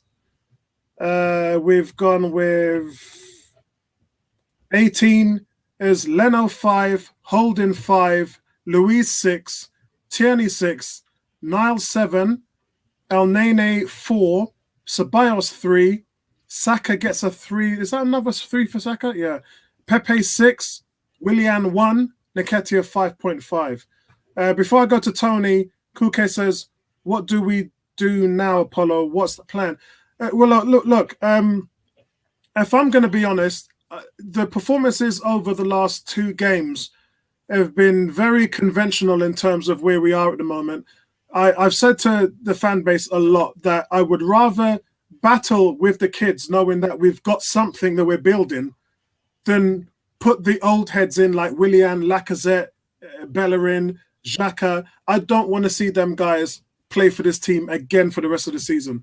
I know Arteta's going to play them, but me personally, I saw 5 kids on the pitch today that were running their heart out. And while some of them were playing good, some of them were struggling, the fact of the matter is they've got an upside. They've got a ceiling that you can hit, and they're going to improve and they're going to get better. And that is the hope of when you have a franchise, more so like an NFL team who've just drafted a quarterback. He might be losing at first, but you know that he's going to gain the experience and you know that he's going to improve in every game. And if he doesn't, then you change it. Change is the only way forward for this Arsenal team. And what we've seen over the years is the same serial offenders like Xhaka, like, names that we can bring up over and over again, which are just not delivering, not getting it done. And just the result doesn't change and the players doesn't change. And it's something that fans cannot get behind. This, I can get behind. I can sit.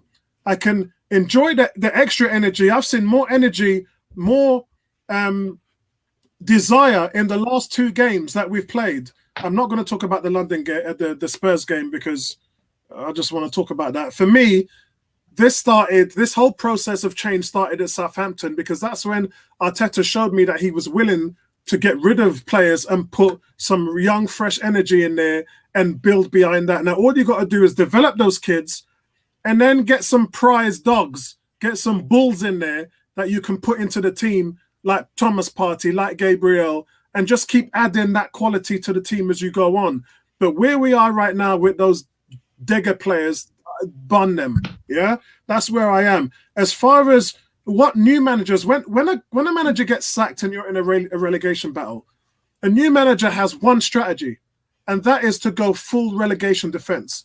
Get a couple of experienced scrappers in there, play 9 behind the ball, and hope to score on the break. That's what most play. That's the Allardyce way. That's the way that you see some of these guys take over relegation teams. The Watfords and all that we've seen. They've changed their manager constantly. And that has always been the way forward for them, to go into full relegation mode. Arsenal are not there yet. We're 5 points off the bottom three. So it really depends for me on the Brighton game. We did talk about, I think it's me, Neo, Miss and Tony. Last Monday talked about we're in a relegation battle and there's going to be games between those teams. We didn't get it right against Burnley. The next game for us is Brighton. So we have to win that game. There's no two ways about it. But let's go to Tony. Tony, what's your views on player ratings? Wow. Oh my gosh. As you can tell, I'm in Texas A&M mode at the moment. Going to be the 4th seed by the looks of it. I want to make this really simple. We're talking a lot of hyperbole, and we're talking about this could happen if that happened, and this could happen if that happened. I'm just going to keep it real. We lost the game. Ain't nobody getting above a 5 for me, except Ainsley Maitland-Niles. That's it. Everybody else sub 5, except Ainsley Maitland-Niles. No, who's the man of the match for Arsenal? Anyone want to give me a man of the match for Arsenal? For me, Willian. I think Willian. In the second half, I thought his effort was amazing. I thought half the game of football don't make you man of the match. He tried it. I mean, yeah, no, this is the thing. This is the argument. I mean, Amen was man of the match. I hear what you're saying, because what you're looking at is consistency. So from the start, from the first whistle, Ainsley Maitland-Niles was tight. But hold on, Tony. This is what I'm saying though, yeah. The problem, the argument with the defenders, right, is that your defenders won't win you the game. You've got to score. And I felt like in the second half, when we came out that dressing room, William, he had a point to prove. He was in the middle of the park. He was spreading the play. He was really trying to open them up. His effort was just faultless. That's why he gets it for me. Yeah, I think his second half brought him up to 0. Yeah, I think I saw him playing. One last question about Willian. How many goal scoring opportunities did he create today? He was involved in, and it depends what you want to class as goal scoring opportunity, because when the ball comes across, take it out of your misery, it was 0. No, I wouldn't say that. This is what I'm saying. When you say goal scoring opportunities is when you put the ball on a plate and the striker just has to strike the ball. Yeah, well, that's the thing. This is the thing. Yeah, if Willian, this is the thing. Yeah, if Willian pings the ball out to Pepe, and Pepe's in the box, and Pepe tries to cross the ball and he fails, that's not Willian's fault. If Willian pings the ball out to Tierney, and Tierney hits the ball across and he hits it too high, that's not Willian's fault. The thing, what Willian is the midfield creator. He's the midfield spark. He's pinging it out to Pepe. He pinged it out to him at least 5 times, I've seen. He's put Tierney through at least 3 or 4 times, I've seen. If their final ball, and I don't even think, to be fair, and this is me, I don't know if I'm being generous here, but I don't even think their final ball was lacking. I just think that Everton defended well. I look at Bertram's face and I can see sheer agony, and I feel your pain, Bertram. As I said, nobody's getting anything above a 5 except Ainsley Maitland-Niles. Me done. No, I think David Luiz deserved probably a 6. Here's a couple of reasons why. Because at least you see him he's the creative player on the field. He probably was the most creative player on the field for us. He's running the ball up the line, trying to make the final pass a lot of times. Our midfielders weren't doing that. Our wing backs weren't doing that. So I would say that David Luiz had a good game, even though he probably part of that fault for the first goal. He should be in a better position. Somebody should be marking the forward. I mean, you can't have Kyra Lewin just almost like running by himself. But frankly, guys, I think about this. I'm thinking we're just not good enough. We could talk all we want. You say XYZ, we're just not good enough. You say we're not good enough, and I can't fault that. And Apollo, I said it to me and you were sitting in this room on our own, and I said it to you. I said, listen, mate, you're going to have to get this into perspective. Everton are better than us. Yeah, exactly. That's why I went for them to win 2-1. I've watched Everton play all season, right? They weren't that good today. They weren't that good today. Place in the league, we're 15th. The table they weren't that good today. Yeah, but it doesn't matter. It doesn't matter whether they weren't that good. You said the same thing when we played Southampton on Wednesday, Bertram. What matters is that look where they are in the league. Look at not just look where they are in the league, But look at Everton's last few games, and I talked to you about this on Friday night when we were speaking with Andy. They've put in some solid performances. And not just that, but the one thing that was holding them back, which was clean sheets, that's what they're delivering. That's what they've been delivering lately. They have greatly improved their form. So was Southampton. Their last 6 games, they have been rock solid. And that was the fear coming in to play these teams now. That's where we are. We're playing them. So the fact that you said that they didn't play well, and I accept your subjective view and opinion, but at the same time, Arsenal had to lift up a gear. And so we can make it difficult for other teams to play because our energy levels have spiked. That's why they always say you don't want to play relegation teams because those guys are battling for their lives. It's the same situation. Here's the thing. Here's the same situation. We don't look dangerous. So look, we have the ball a lot. At one point in the second half, I think we had like 80-some% possession, like 82% possession. And William was dictating. We're not looking dangerous. We're not looking dangerous. William was dictating. I think we're looking dangerous. I just don't think we have end product, and I think it's been that way for a while. Dangerous. We get to the 18, and you're making incisive passes, splitting the defense. The keeper making. How many saves did he make today? How many saves did Pickford make? But it's not that every week. It's not that. Here's the deal, guys. And this is the honest truth. Every week we are seeing strikers missing chances. Nketiah missed one today. Lacazette missed 2 last week. Aubameyang missed 2 as well. The week before that, Aubameyang missed 2. Lacazette missed 1. Every week we're seeing that. So we can't sit here and say we're not dangerous. We're not creating chances. We are. We're just not putting them away. No, Apollo. How can you say no when that? No, here's what you're missing. Here's what's missing. You're talking about 1 chance or 2 chances. This is a football game for 90 minutes. One chance in 90 minutes? That's crazy. Well, it's not crazy for a team that has only scored 3 goals in its last 8 games. I don't think that's crazy. But we're not dangerous because if you're dangerous, you're creating chances. If you're missing them, that's one thing. We're not creating enough to make it. Nketiah missed a chance and we kill him because he missed 1 chance. I don't think we should kill him. I don't think we should kill him. This is what I'm saying. I didn't really mark him down. You can't kill him for that. The young lad. Come on now. Outside of his chance, name me one other good scoring chance we had in the game. But you're making a point. We're not dangerous. But remember, we hit the bar. We hit the bar as well. Remember, we hit the bar as well. Hold on. We hit the bar again at Southampton. Apollo, when David Luiz hit the post or the bar, who pinged the ball in? Who crossed the ball for him to strike? No one remembers? Anybody? No one remembers? Come on, Tony, you answer. Tony, you answer. You said, tell me one clear cut chance William created. Then you tell me who pinged the ball over when David Luiz hit the post or hit the crossbar. Yeah, but the ball came off someone to David Luiz. Who crossed the ball? That's all I want you to answer. That was.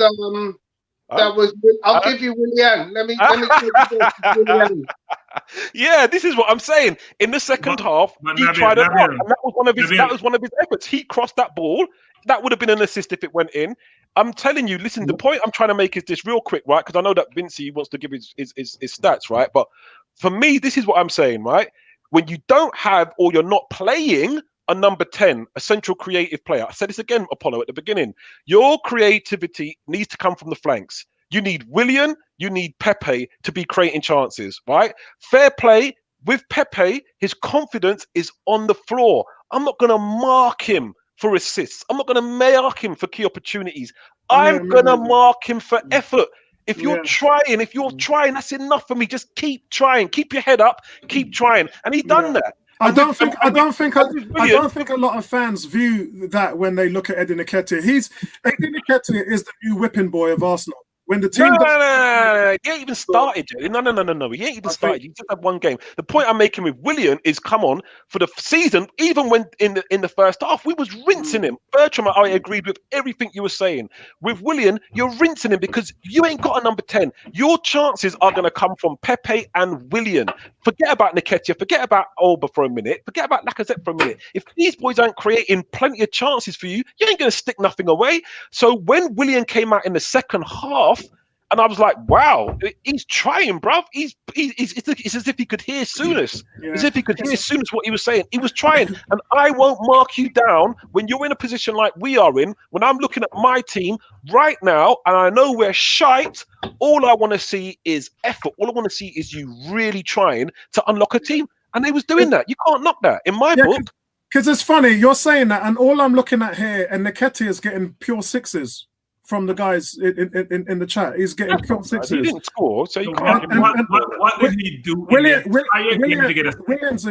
Williams even. I'm not going to go into that, Bertrand, because you got 2 eyes. You know what he was doing. No. What did he do in the game to get a 6? What did he do to get a 6? You know what he was doing, yeah. And remember, running around like a chicken without a head. No. Look, that's your opinion. He did nothing. He had one kick. He had the best chance of the game. And he didn't know what to do with himself. Bertrand, that's your opinion. You know it's subjective. Not everybody's going to agree with you, Bertrand. Yeah. So let's have a look at Kez. Okay, Paulo. Explain to me what Nketiah did that was so good today to get a 6. Listen, I've told you when I gave my ratings, I thought that he got back into the midfield and was helping them win the ball back again. But you gave him a 4. You gave him a 4. Yes, I did, because I felt that he dropped off. I don't think you heard me, but I'll say it again. I thought his levels dropped off because he just looked to me a little bit jaded. He missed a chance, but I thought that he was in the first half an hour when the ball came through on the flank and overlap. I mentioned to you guys, look who's out there helping Pepe on the right, Nketiah. Look who's out there helping Tierney on the left, Nketiah. Those are the things that you don't want to see, but it doesn't bother me whether you want to see them or not. I see them. So when I give his grade, in my book, I mean, everybody's got an opinion. Yeah, that's what I'm saying. So it doesn't matter however you feel about him, however you feel about him. You can't knock him. You can't knock him. You can't knock him. Doesn't change the fact that I feel a certain way about him. Yeah. Let's look at. I think this is Kez. Kez has gone for Leno 6, Holding 5, Luis 7, Tierney 6.5, Maitland-Niles 7, Saka 4, Ceballos 4, El Nene 4. Yeah, I didn't think El Nene played too well today. Pepe 4. I think that's Pepe's lowest score unless I missed something. Eddie 4, Willian 6. I can't argue with that either. I can't argue. Yes, we were watching the same game, except I wouldn't have given Williams such a high score. Ainsley Maitland-Niles 9, you know. You and I are watching the same game, yes. Pro Lover's gone Leno 5, Holding 4, Luis 7, Tierney 6, Maitland-Niles 9, Ceballos 3, El Nene 5, Saka 4, Willian 5, Nketiah 6, Pepe 5. He's also given Willock 4 on the subs. Last one here is G. G's gone Leno 5, Holding 4, Luis 7. Luis turning up today. Again, I can't argue with these stats. Tierney 6, Maitland-Niles 7, Saka 4, Ceballos 4, El Nene 4, Pepe 4, Eddie 6, Willian 6. So you know how bad you have to be to get a 4 when you score? You know how bad you have to be against a 4 when you score? You have to be really bad. Vincey, go for it, bro. You got the conch. It's a penalty, Bertram. It's a penalty, Bertram. No, it's still a score. You still put the ball in the net. You still put the ball in the net. Oh, sorry. That's still a goal. You're on I mute. say you have to be bad to get a 4 when you score. Sorry, Vincey, you was on mute, so you were probably talking and nobody could hear you, but you should be fine now. Yeah, no worries, buddy. No, I'm very similar to what G's got down here. I would give Maitland-Niles probably be 7.5, probably 8, because that's how good for me he was today in comparison to everybody else. Louise, I'd give a 7. Tierney, I'd probably give a 6. And Willian, I'd probably give a 5.5. I'd give him a 5 based on that second half performance. I'd probably give Leno a 6. You know, that was a great save. That was a great save that he did. Make no doubts about it. If he didn't make it there, he would have been ridiculed by the fan base, and the scoreline would have been worse. So I want to give Leno a 6 in that regard. But everybody else, pretty much like what G's given 4s.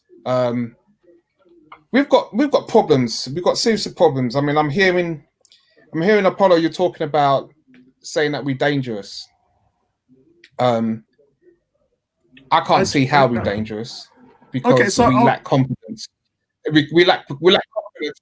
Hold on, we lack confidence in our ball movement, and when you lack confidence in your ball movement and you have chances, okay, to me that's not dangerous because I'm not. You don't look convincing. So I was going to say score.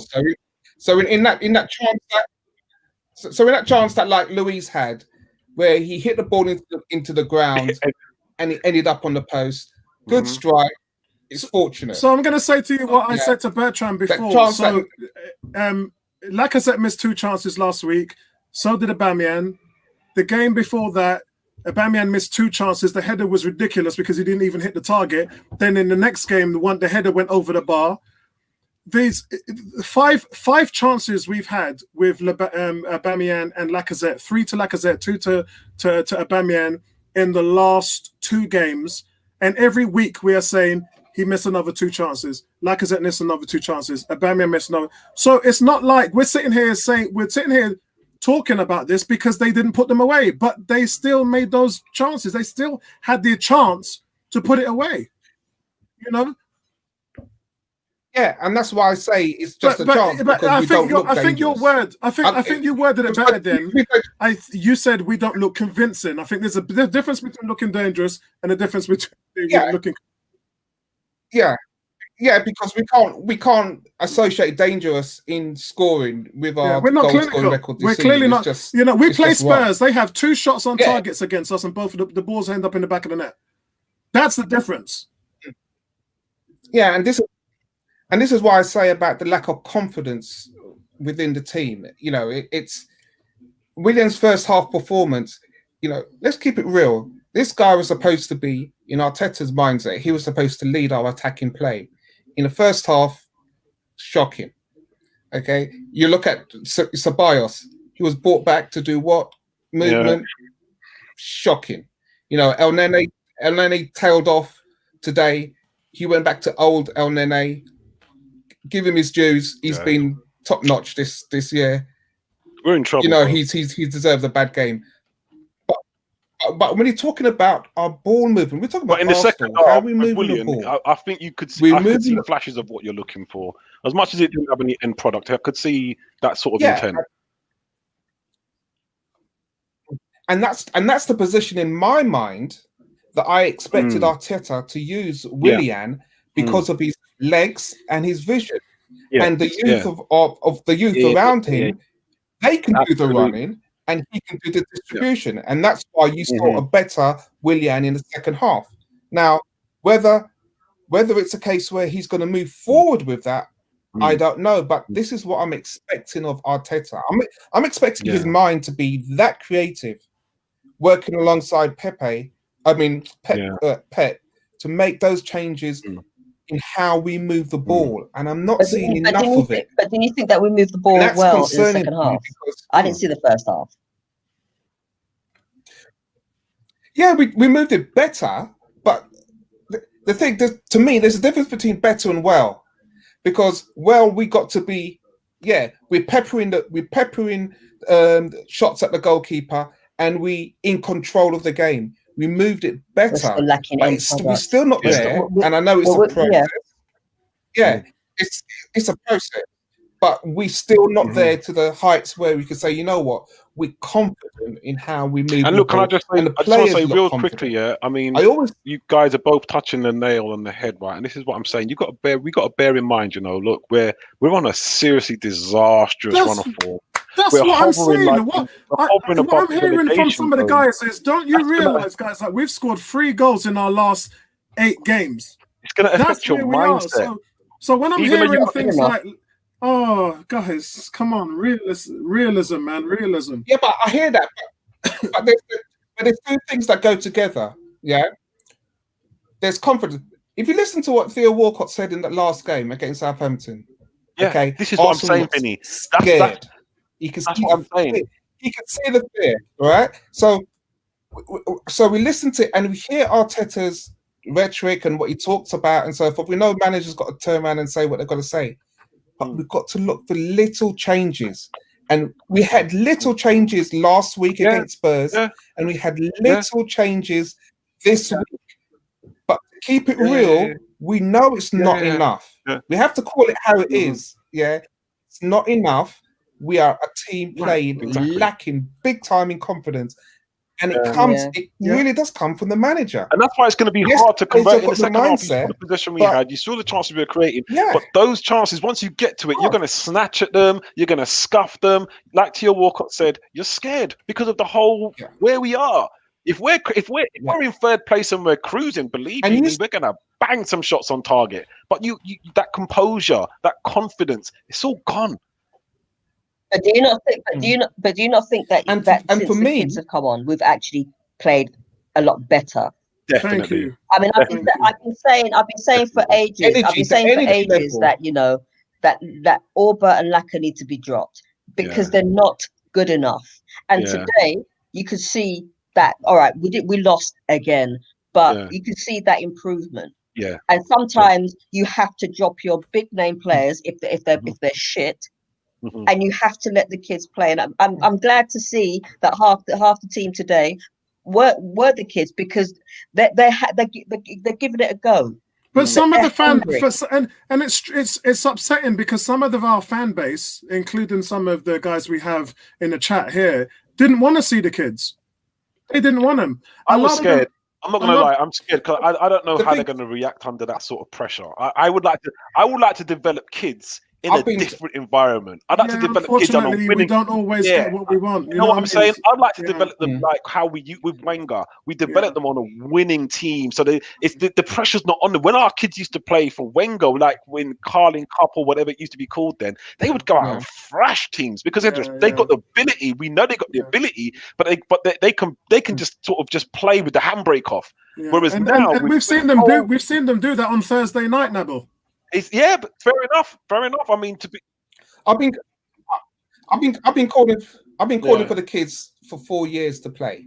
Okay, and if you look at today, the reason why I did not want Martinelli to play, because I knew when he came on the pitch, he would do exactly what he did today. Okay, he showed up in that 35 minutes or 30 minutes that he played, his ability to non-stop running. Supporting players on the ball. Look how the ball movement improved in that point position with Willian interacting when Martinelli is playing. And I was fearful because I don't want him to come back too soon, force it. But that's the mindset that you need. That's what we saw against Southampton when Nketiah and Niles came into the game. I'm missing another name, guys, so help me out. When Willett came in, that's the one thing we missed was the energy, and you know these young kids are fearless.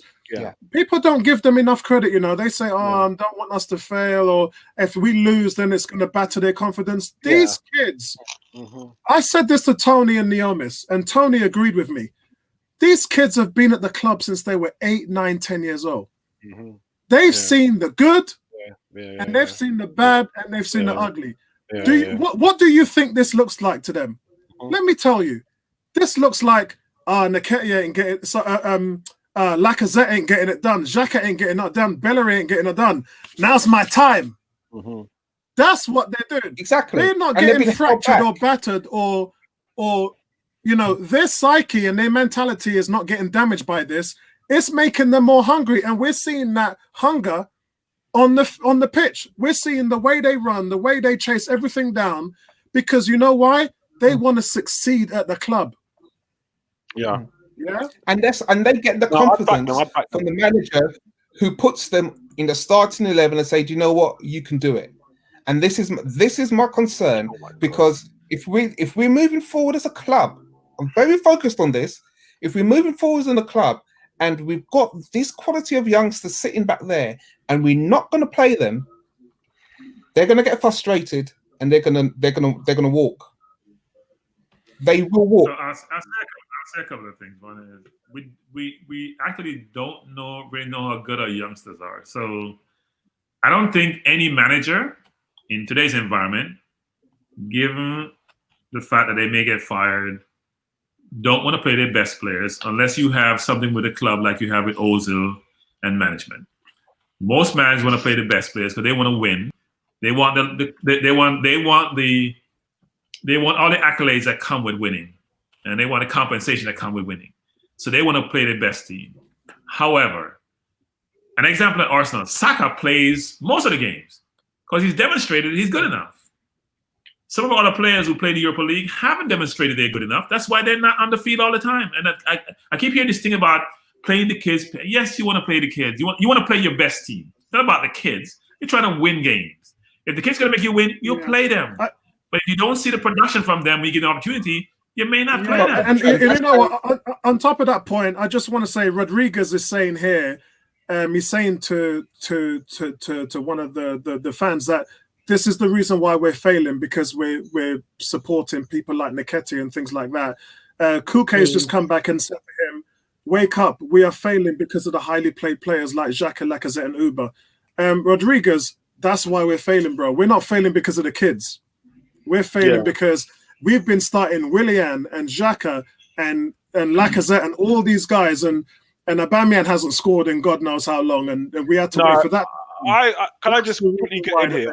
I just want to quickly get in here, right? I mean, I didn't really want to go into this game because I felt like effort is all I really want to see right now. We already know where we are, and if the guys are trying, they're trying. But if we're going to talk about why we're failing because Arteta's plan backfired. He put out Lucas Torreira and he kept hold of Xhaka. That has backfired. For me, I've seen what Lucas Torreira can do. If you're a coach, I'm expecting you to coach that guy to what he can do. Bring him to when we saw him in the World Cup and they said we're buying this player, I was like, brilliant. That's our Conte. I want to see Arteta coach Lucas Torreira to that World Cup form, to that form when he first started for us. You know, when the fans were going mad for him, we know that Jack he was finished. dominant in big games for us. Of course he was. He was an animal. He was a beast. For a little guy like that, he was a beast. So I don't want to see Xhaka. You took a gamble. You got rid of Lucas Torreira and you played Xhaka. For me, that's backfired. Another thing is quite simply, okay, look, I had a long argument with my barber about this. Say what you like about Ozil. I'm not even going to talk about Ozil. Have him, don't have him. That's up to you. But what Arteta done is that he took a gamble and he brought in Willian. And when he brought in Willian, he said that he's going to play Willian in that creative role. That has backfired. Willian had a decent second half today, but as far as the season is concerned, we have not had no creative player in the center of the park at all. For me, that's where we've gone wrong. We've got no people talk about Oba, and I don't like it. I feel like I remember I'm old, right? I'm old. I remember when Shearer used to nyam up the ass Premiership. Yeah, you think Shearer didn't have a goal drought? You think Shearer didn't have times when he's got a barren spell, and and they still getting picked for England, and he's still getting picked for his biggest goal drought was for England, which was 9 games. I remember. I was like, this guy scored for England 9 games, and we're picking him into a World Cup, and you lot want to win a World Cup. I ain't seen a Premiership player go 3-4 seasons and not have a barren spell. Every striker gets a barren spell at some point, at some time. With Oba, he's catching his barren spell, but we know he's golden boot material. He's golden boot material. How can you slap a man like that? See, the flip side of that, though, is Lacazette his goals have been dwindling every season. He has not increased. I don't support Lacazette anymore. I used to back him. I used to back him on the thread, every thread. I can't back him no more. When he never scored away from home in 18 months, some of our fans was like, no, that's a lie. That's not true. Look it up, bro. Yeah. Away from home. That shit went on for a year and a half. Can I just say, just going back to what Bertram was saying about the reason why some of our kids don't perform in the Premiership and they do in the Europa, it goes back to also what Nabil's saying about what he expects as a manager to do in improving players like Torreira. Arteta has a formation and he wants everybody to play that. Regardless, he wants everybody to play that. You can't do that. Ah, thank you. You can't do that. Yeah, but we've seen him change that though. He's changed it. Yes, but he's not changing it now. You have to hold him accountable for the foolishness that he's doing. Okay, guys. He's picking a formation. Okay, and he's saying, everyone in that squad, everyone in that 25-man squad is playing that formation. Okay, that's the problem. You can't go out and play these teams week in, week out with that mindset, because you know what's happening.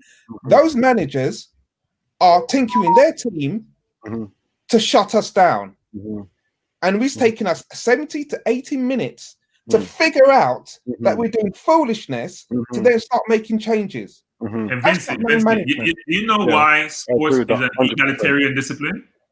Sorry? You know why sports is an egalitarian discipline? Because you can't hide. Because these don't deceive you.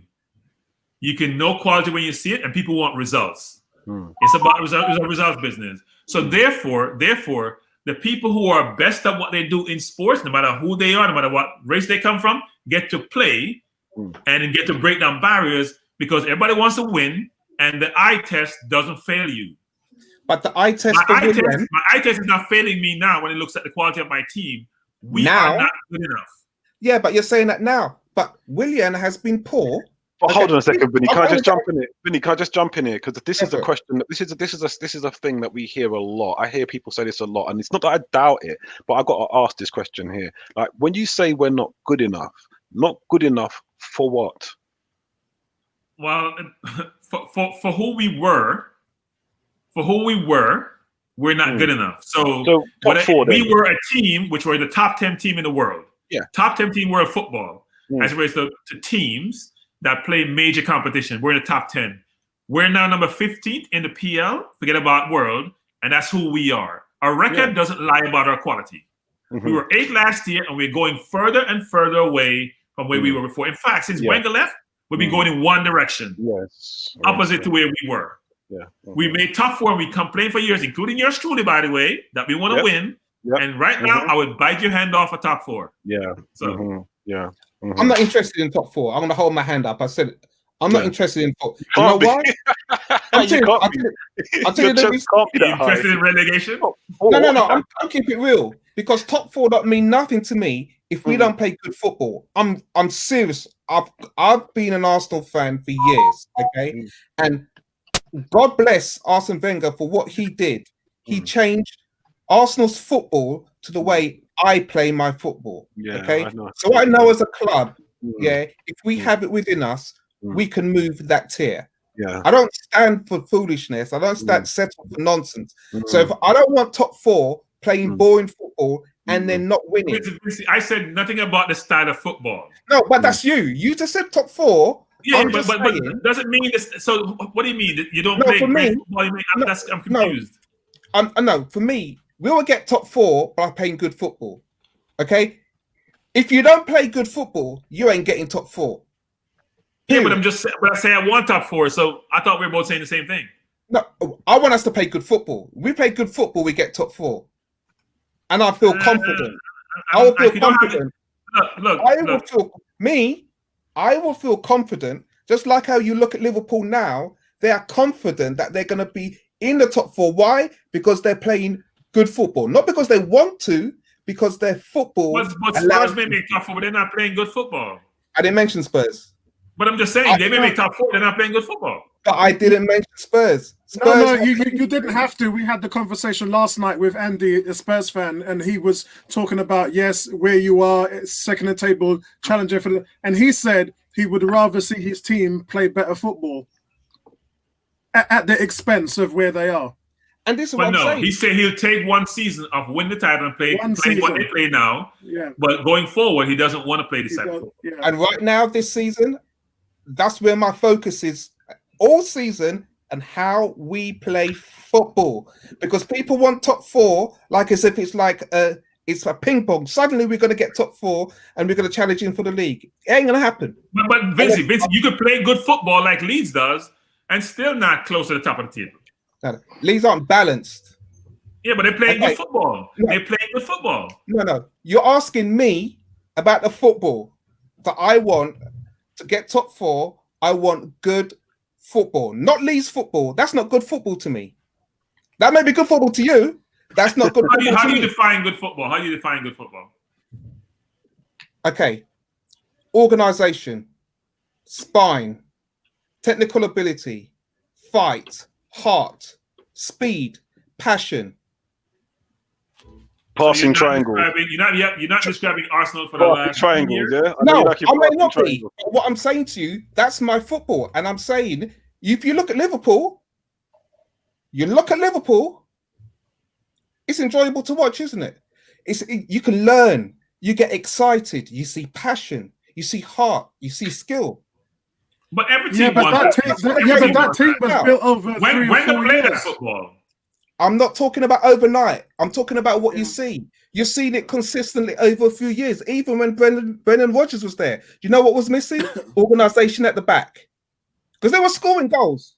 Let's keep it real. So they weren't playing good football then. They weren't. On your definition, they weren't playing good football. Brendan Rodgers. Yes, but they still needed organisation at the back. Minute changes. Okay, when we had Arsene Wenger, Apollo, we had this conversation a few weeks ago. We were saying about what did Liverpool do all those years they hadn't won the league. But you know what? Rafa Benitez took them to the Champions League, playing what? Good football. Gerard Houllier did the same thing. What did he do? Playing good football. So Vince, you know where you can play good football? When you have good players. Yeah, when you have good football without good players. Bertram, that right there is everything in a nutshell. That's a fair point. Right there is everything in a nutshell. No, we do not have good players, guys. Not good enough. Are we forgetting that 12 months ago from now, we sacked a manager for the same reasons? Yeah, but now this we is have a manager who's doing even worse. Well, why do you think they sacked him? Yeah, but hold on a second, real quick. Yeah, the point that why do you think they sacked him? No, he lost the players, Vincey. He lost the players. He lost the dressing room, and when you lose your dressing room, Arteta hasn't lost the players at the moment. I don't know if he has. Half of the team that started today were 21 years and under. You sure? You know, you guys should do. You know, you guys should do. When we play a team, figure out how many players from our team can get into the other team. Yeah. When we play any team, when we play Spurs, even Southampton, how many of our players can get into Southampton 11? Yeah. Remember, Bertram, some players play different under other managers. No, I understand that, but sometimes quality is very obvious. Yes, you can play that game where you can say, you know what, that guy can go into that team, or we can't get into that team. You will have 2 or 3 positions which you struggle with, but most times you can say, you know what, these 7, 8 positions, this person fit in that position. There are going to be 3 positions. If you have a Kane and Aubameyang, you may say, well, you used to say, you know, it's either one of the two. You will make that comment today, but before you could say, you know what, it's a debate. If we manage Spurs, match up Spurs and Arsenal team, there's not much debate on almost the entire roster. Yeah, but guys, the point we don't have the players. We've had one transfer window, and what is happening at the moment now is the front office want to see this guy through to next summer in order for him to get his team. That's the reality of where we are. Me personally, we're all different. We can go around the clock. I'll go to Nabil next. But me personally, I don't care where Arsenal finishes this season as long as it's not in the bottom 3. Because I want to see what changes and what players Arteta brings in next season. They're not going to sack him. They made it clear, although it is a results-based business. Bertram's point that he has to start winning, because if he doesn't, it's untenable. You can't drag a team that finished 8th place into relegation. No manager can do that. But the problem is they know how big this job is. Sacking Arteta now will achieve what? Another manager coming in with new ideas, with poor players. It's the players, guys. Here's the problem. That's why we're asking the kids to show, because the people that were dependent, who are paid highly on this team for success, aren't getting it done, and they never have got it done. They failed under Emery. They failed everywhere. They failed Wenger, and we know the formula. We've talked about it every week. We're trying to move away from that. It can't happen with the click of a finger. We have to give it time. Let me make a point earlier. I made a status today, literally, like I don't know, for as long as I can remember, I've literally just joined the Arteta out brigade. I said if he loses this game, he should get the sack. That's what I said. That was my comments last week on 101. Like I said, I had a ding dong with my barber. Lasted nearly 2 hours, and I've changed my mind. And my mind is set exactly the way you are. The way I see it is, as long as he keeps us out of the relegation zone, just take your eye off the ball and let's just cruise. Let's just see if we can make it to summer so the guy can get rid of you. You mentioned a bunch of players who are going to be out of contract. Players. A bunch of players are going to be out of contract. Let them get the hell out of the club. Let's see who we can get in. And let's see, because like Vinny, again, there's a lot going on here. Vincey's right in what he's saying. This is the frustration for me.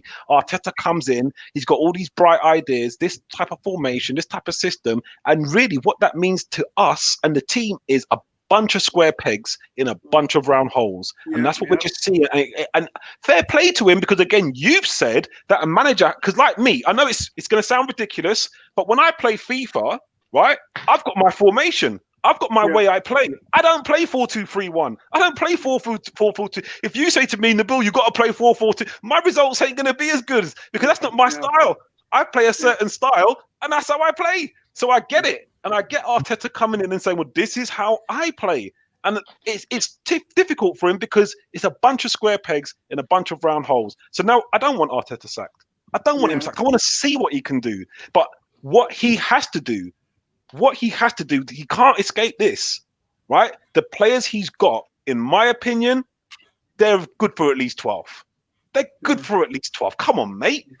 If you can coach, you've got to be able to coach this lot to at least 12. Forget it. If you can't make 12 fine, just keep us out of the relegation zone and let's see what you can do. Let's see what you can do. Let me go to Vincey.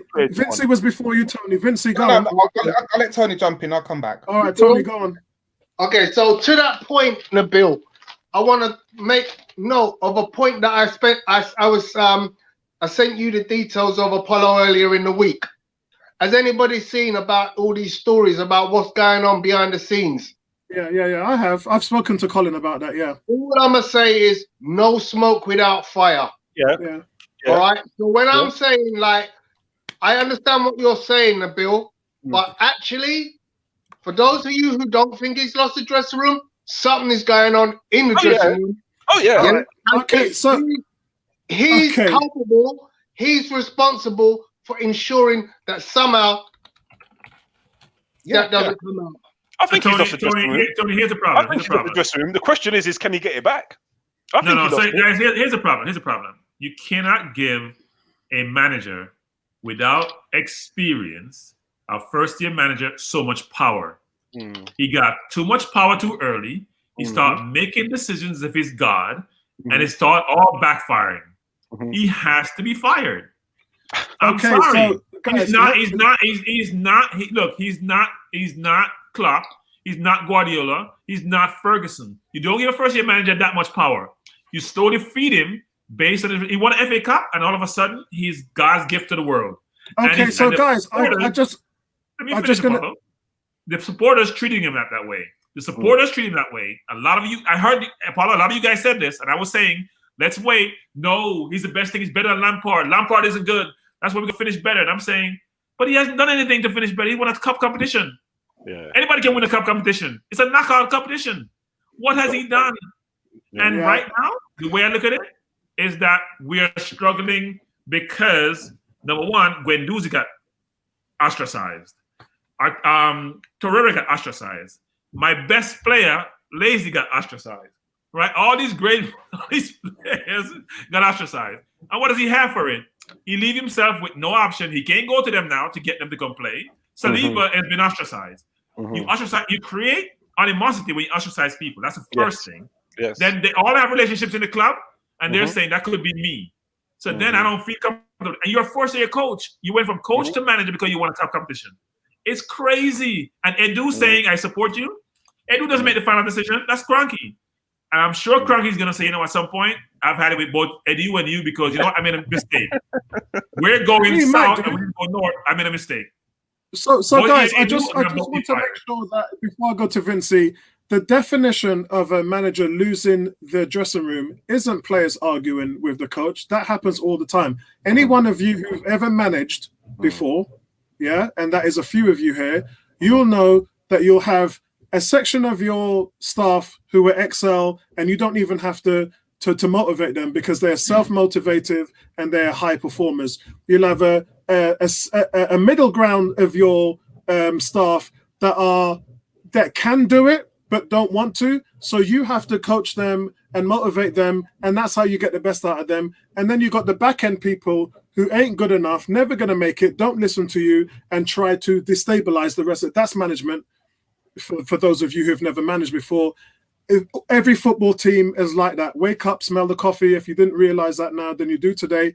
Every football team's like that. The difference is have you lost the dressing room? The definition is the players no longer listen to you, or the players no longer respect you. That's it.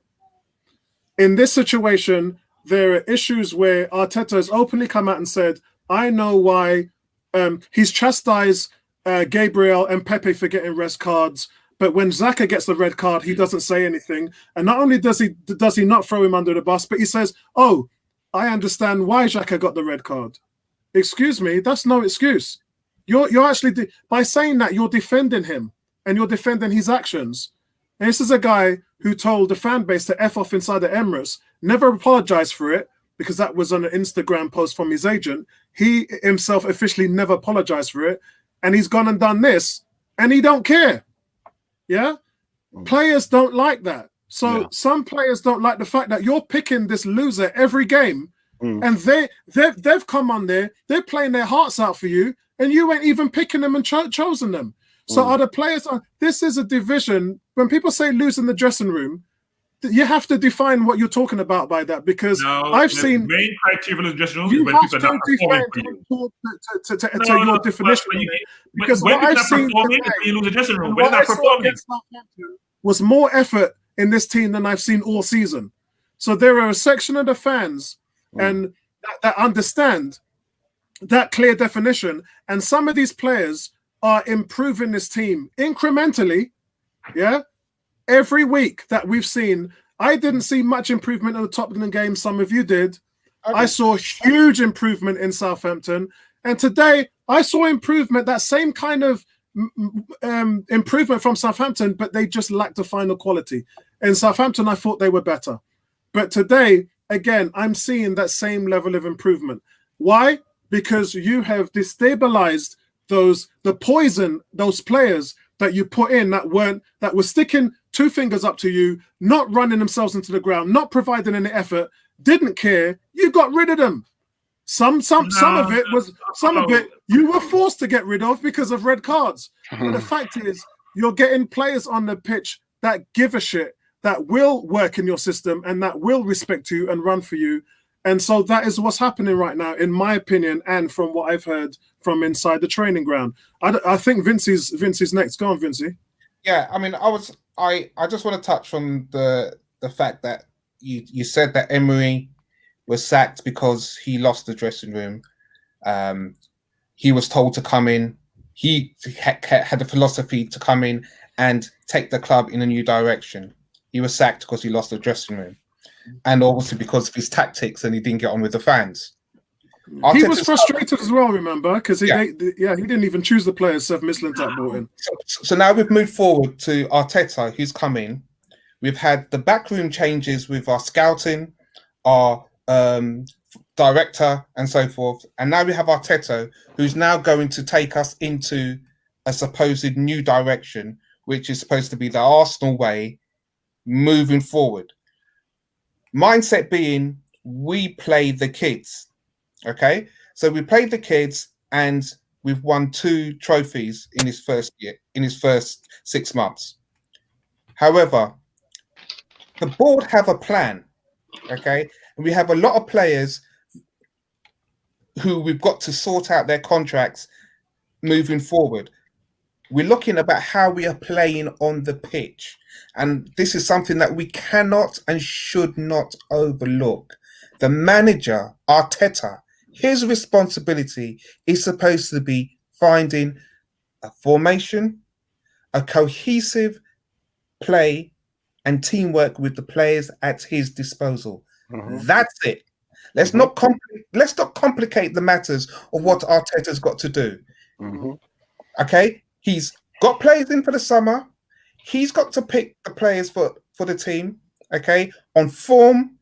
Yes, he'll have his favourites, but he has to get form and also manage their health. Moving forward, that's my focus. That's what I look for him. I'm concerned right now because I don't know what Arteta ball is. Okay, it's not about whether he has his players. Okay, it's not about that. I don't know what Arteta's ball is right now. Okay, because so I'm shocked at that question because you should know. No. Let me finish. Yeah. What I saw last season, Yeah. okay, led me to believe that was going to be Arteta's ball. That is Arteta ball. Yeah, Okay, it is. right. Okay, so we are now how many games in this season? Yeah. How many games we in? 12 games? Yeah, 13. 12, Okay. 13. Yeah. Okay, for the 13 games, I haven't seen that. Okay, that's a concern for me because you've moved away from Arteta's ball to what? But I've been saying that for weeks, Vincey. Yeah, no, but that's what I'm saying. So you shouldn't be concerned about me saying I'm confused about what his ball is. He's manager of a team. Okay, let's not remove what is fact. He's manager of the team. He picks the team. He goes out and he puts the interviews. This is what it is. And the board have a mindset of where the club is moving forward. Okay, he can and he should be creating a formation and a confidence so the team can play his ball. He did it last year. Let's not remove. That's a great question. That's a great question. No, Apollo, you said he did it last year. He won 2 trophies. Yeah. Let's not remove what he did. Yes, that's the problem. That's the problem. Hold on, that's the problem. But there's a massive intangible there. He did it with a back 3. It doesn't matter. He's the manager because he's been playing with 4 at the back this season, and he's failed. He's failed miserably. He's the manager of the team. Yes. If we continue to make excuses for the manager of the team, we can't turn around and say, "Oh, the assistant has picked the formation," and Arteta doesn't agree with it. He's picking players. We all week in, week out talk about why is Xhaka playing when we all know he's picking his decision. Yes, that's right. I agree. Let's stop making excuses for Arteta. He knows his football. Okay, he knows his football. Arteta ball is making adjustments in games. That's what we want to see. Okay, he can make those adjustments with the players he's got. Let's stop making excuses. He's got young, intelligent players. Right. No, have young consensus. So the consensus is that he doesn't have the players to implement his tactics. No, I'm not saying that. I am saying he is refusing to go back to doing what he was doing last year. I agree. 100%. Okay? 100%. Today we saw Ainsley Maitland-Niles. Okay, let's keep it real. Yeah. He is man of the match. Why? Yeah. Because he's doing what he was doing last season. What he was doing on the back end of last year. Thank you. My point is, let's stop making excuses for a manager who has not been true to himself last season. This is the club we all love. Okay, it's not just about saying, "Oh well, if he goes and spends 150 million on his players, then he will have his team and a magic wand." No, that's not management. I agree. It's not management. I totally agree. Yeah, you're the person that's put Xhaka in. You're the person that's put Lacazette in. You're the person that is refusing to drop Willian. You're the person making all these. You're the person that put Torreira on loan. You're the person that put Guendouzi on loan. You said it was you that dropped Ozil, even though I've heard completely different. I've heard it was a front office. But you're putting all this on. And you know, to a point, Wenger used to do that. He used to protect the board. He used to put everything on himself so that the board wouldn't see. Because remember, the fans used to attack the board relentlessly. And so they looked at Wenger as their shield. To me, Arteta is being a shield, but he's making dumb decisions that is absolutely making himself look the opposite of what he did at the back end of last season. I've been saying this for weeks. I totally agree with you, Vincey. 100%. I will get. I have a question. Hold on, could I just finish? I'll get stoned by the fan base. Okay. Just so you know, you're about to hit your 4-hour limit. Okay. I'm going to be quick. Guys, I'm shutting this down in 5 minutes. Yeah. I'm going to be quick. I'm going to be stoned by the fan base. If the worst happened and we went down, okay, I'll still go down with Arteta. If he changes, if he goes back to doing what he did last year, because we have to rebuild. That's me just saying. I do believe in. It's not about Arteta out. He's got to get back to doing what he did last year. Go, Bertrand. I have a question before we go, which is this: how many managers who win have supposedly lost the dressing room? So this concept about the criteria for losing the dressing room, it's a results business. You lose interest, you lose focus. There's something about effort. A lot of poor people work really hard and they're still poor. It's not about effort, it's about the quality. Yeah. You have a skill set that's valued, so I can pay you for that skill set. It's not about how hard you work sometimes.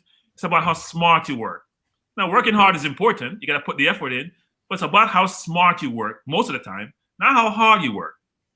Have you get a skill set that people want to buy and pay for? So in essence, translate that to football, which is, am I good enough to produce on the field, even regardless of my manager? Even if I don't like my manager, am I good enough? Am I playing for manager, playing for myself and my family? At the end of the day, we're not good enough. I don't care what anyone will say about XYZ. He could play the kids all he want who play in the pub league on Thursdays. We're still not going to win. We're not good enough. That's why Emery got fired, because we're good enough. Not about him losing dressing room. Emery got fired. He didn't speak English well. That's part of his challenge. We weren't good enough. That's why we were 8th, and they said we got to get rid of you because that's not Arsenal is. We want to win, be top 4, or win the league.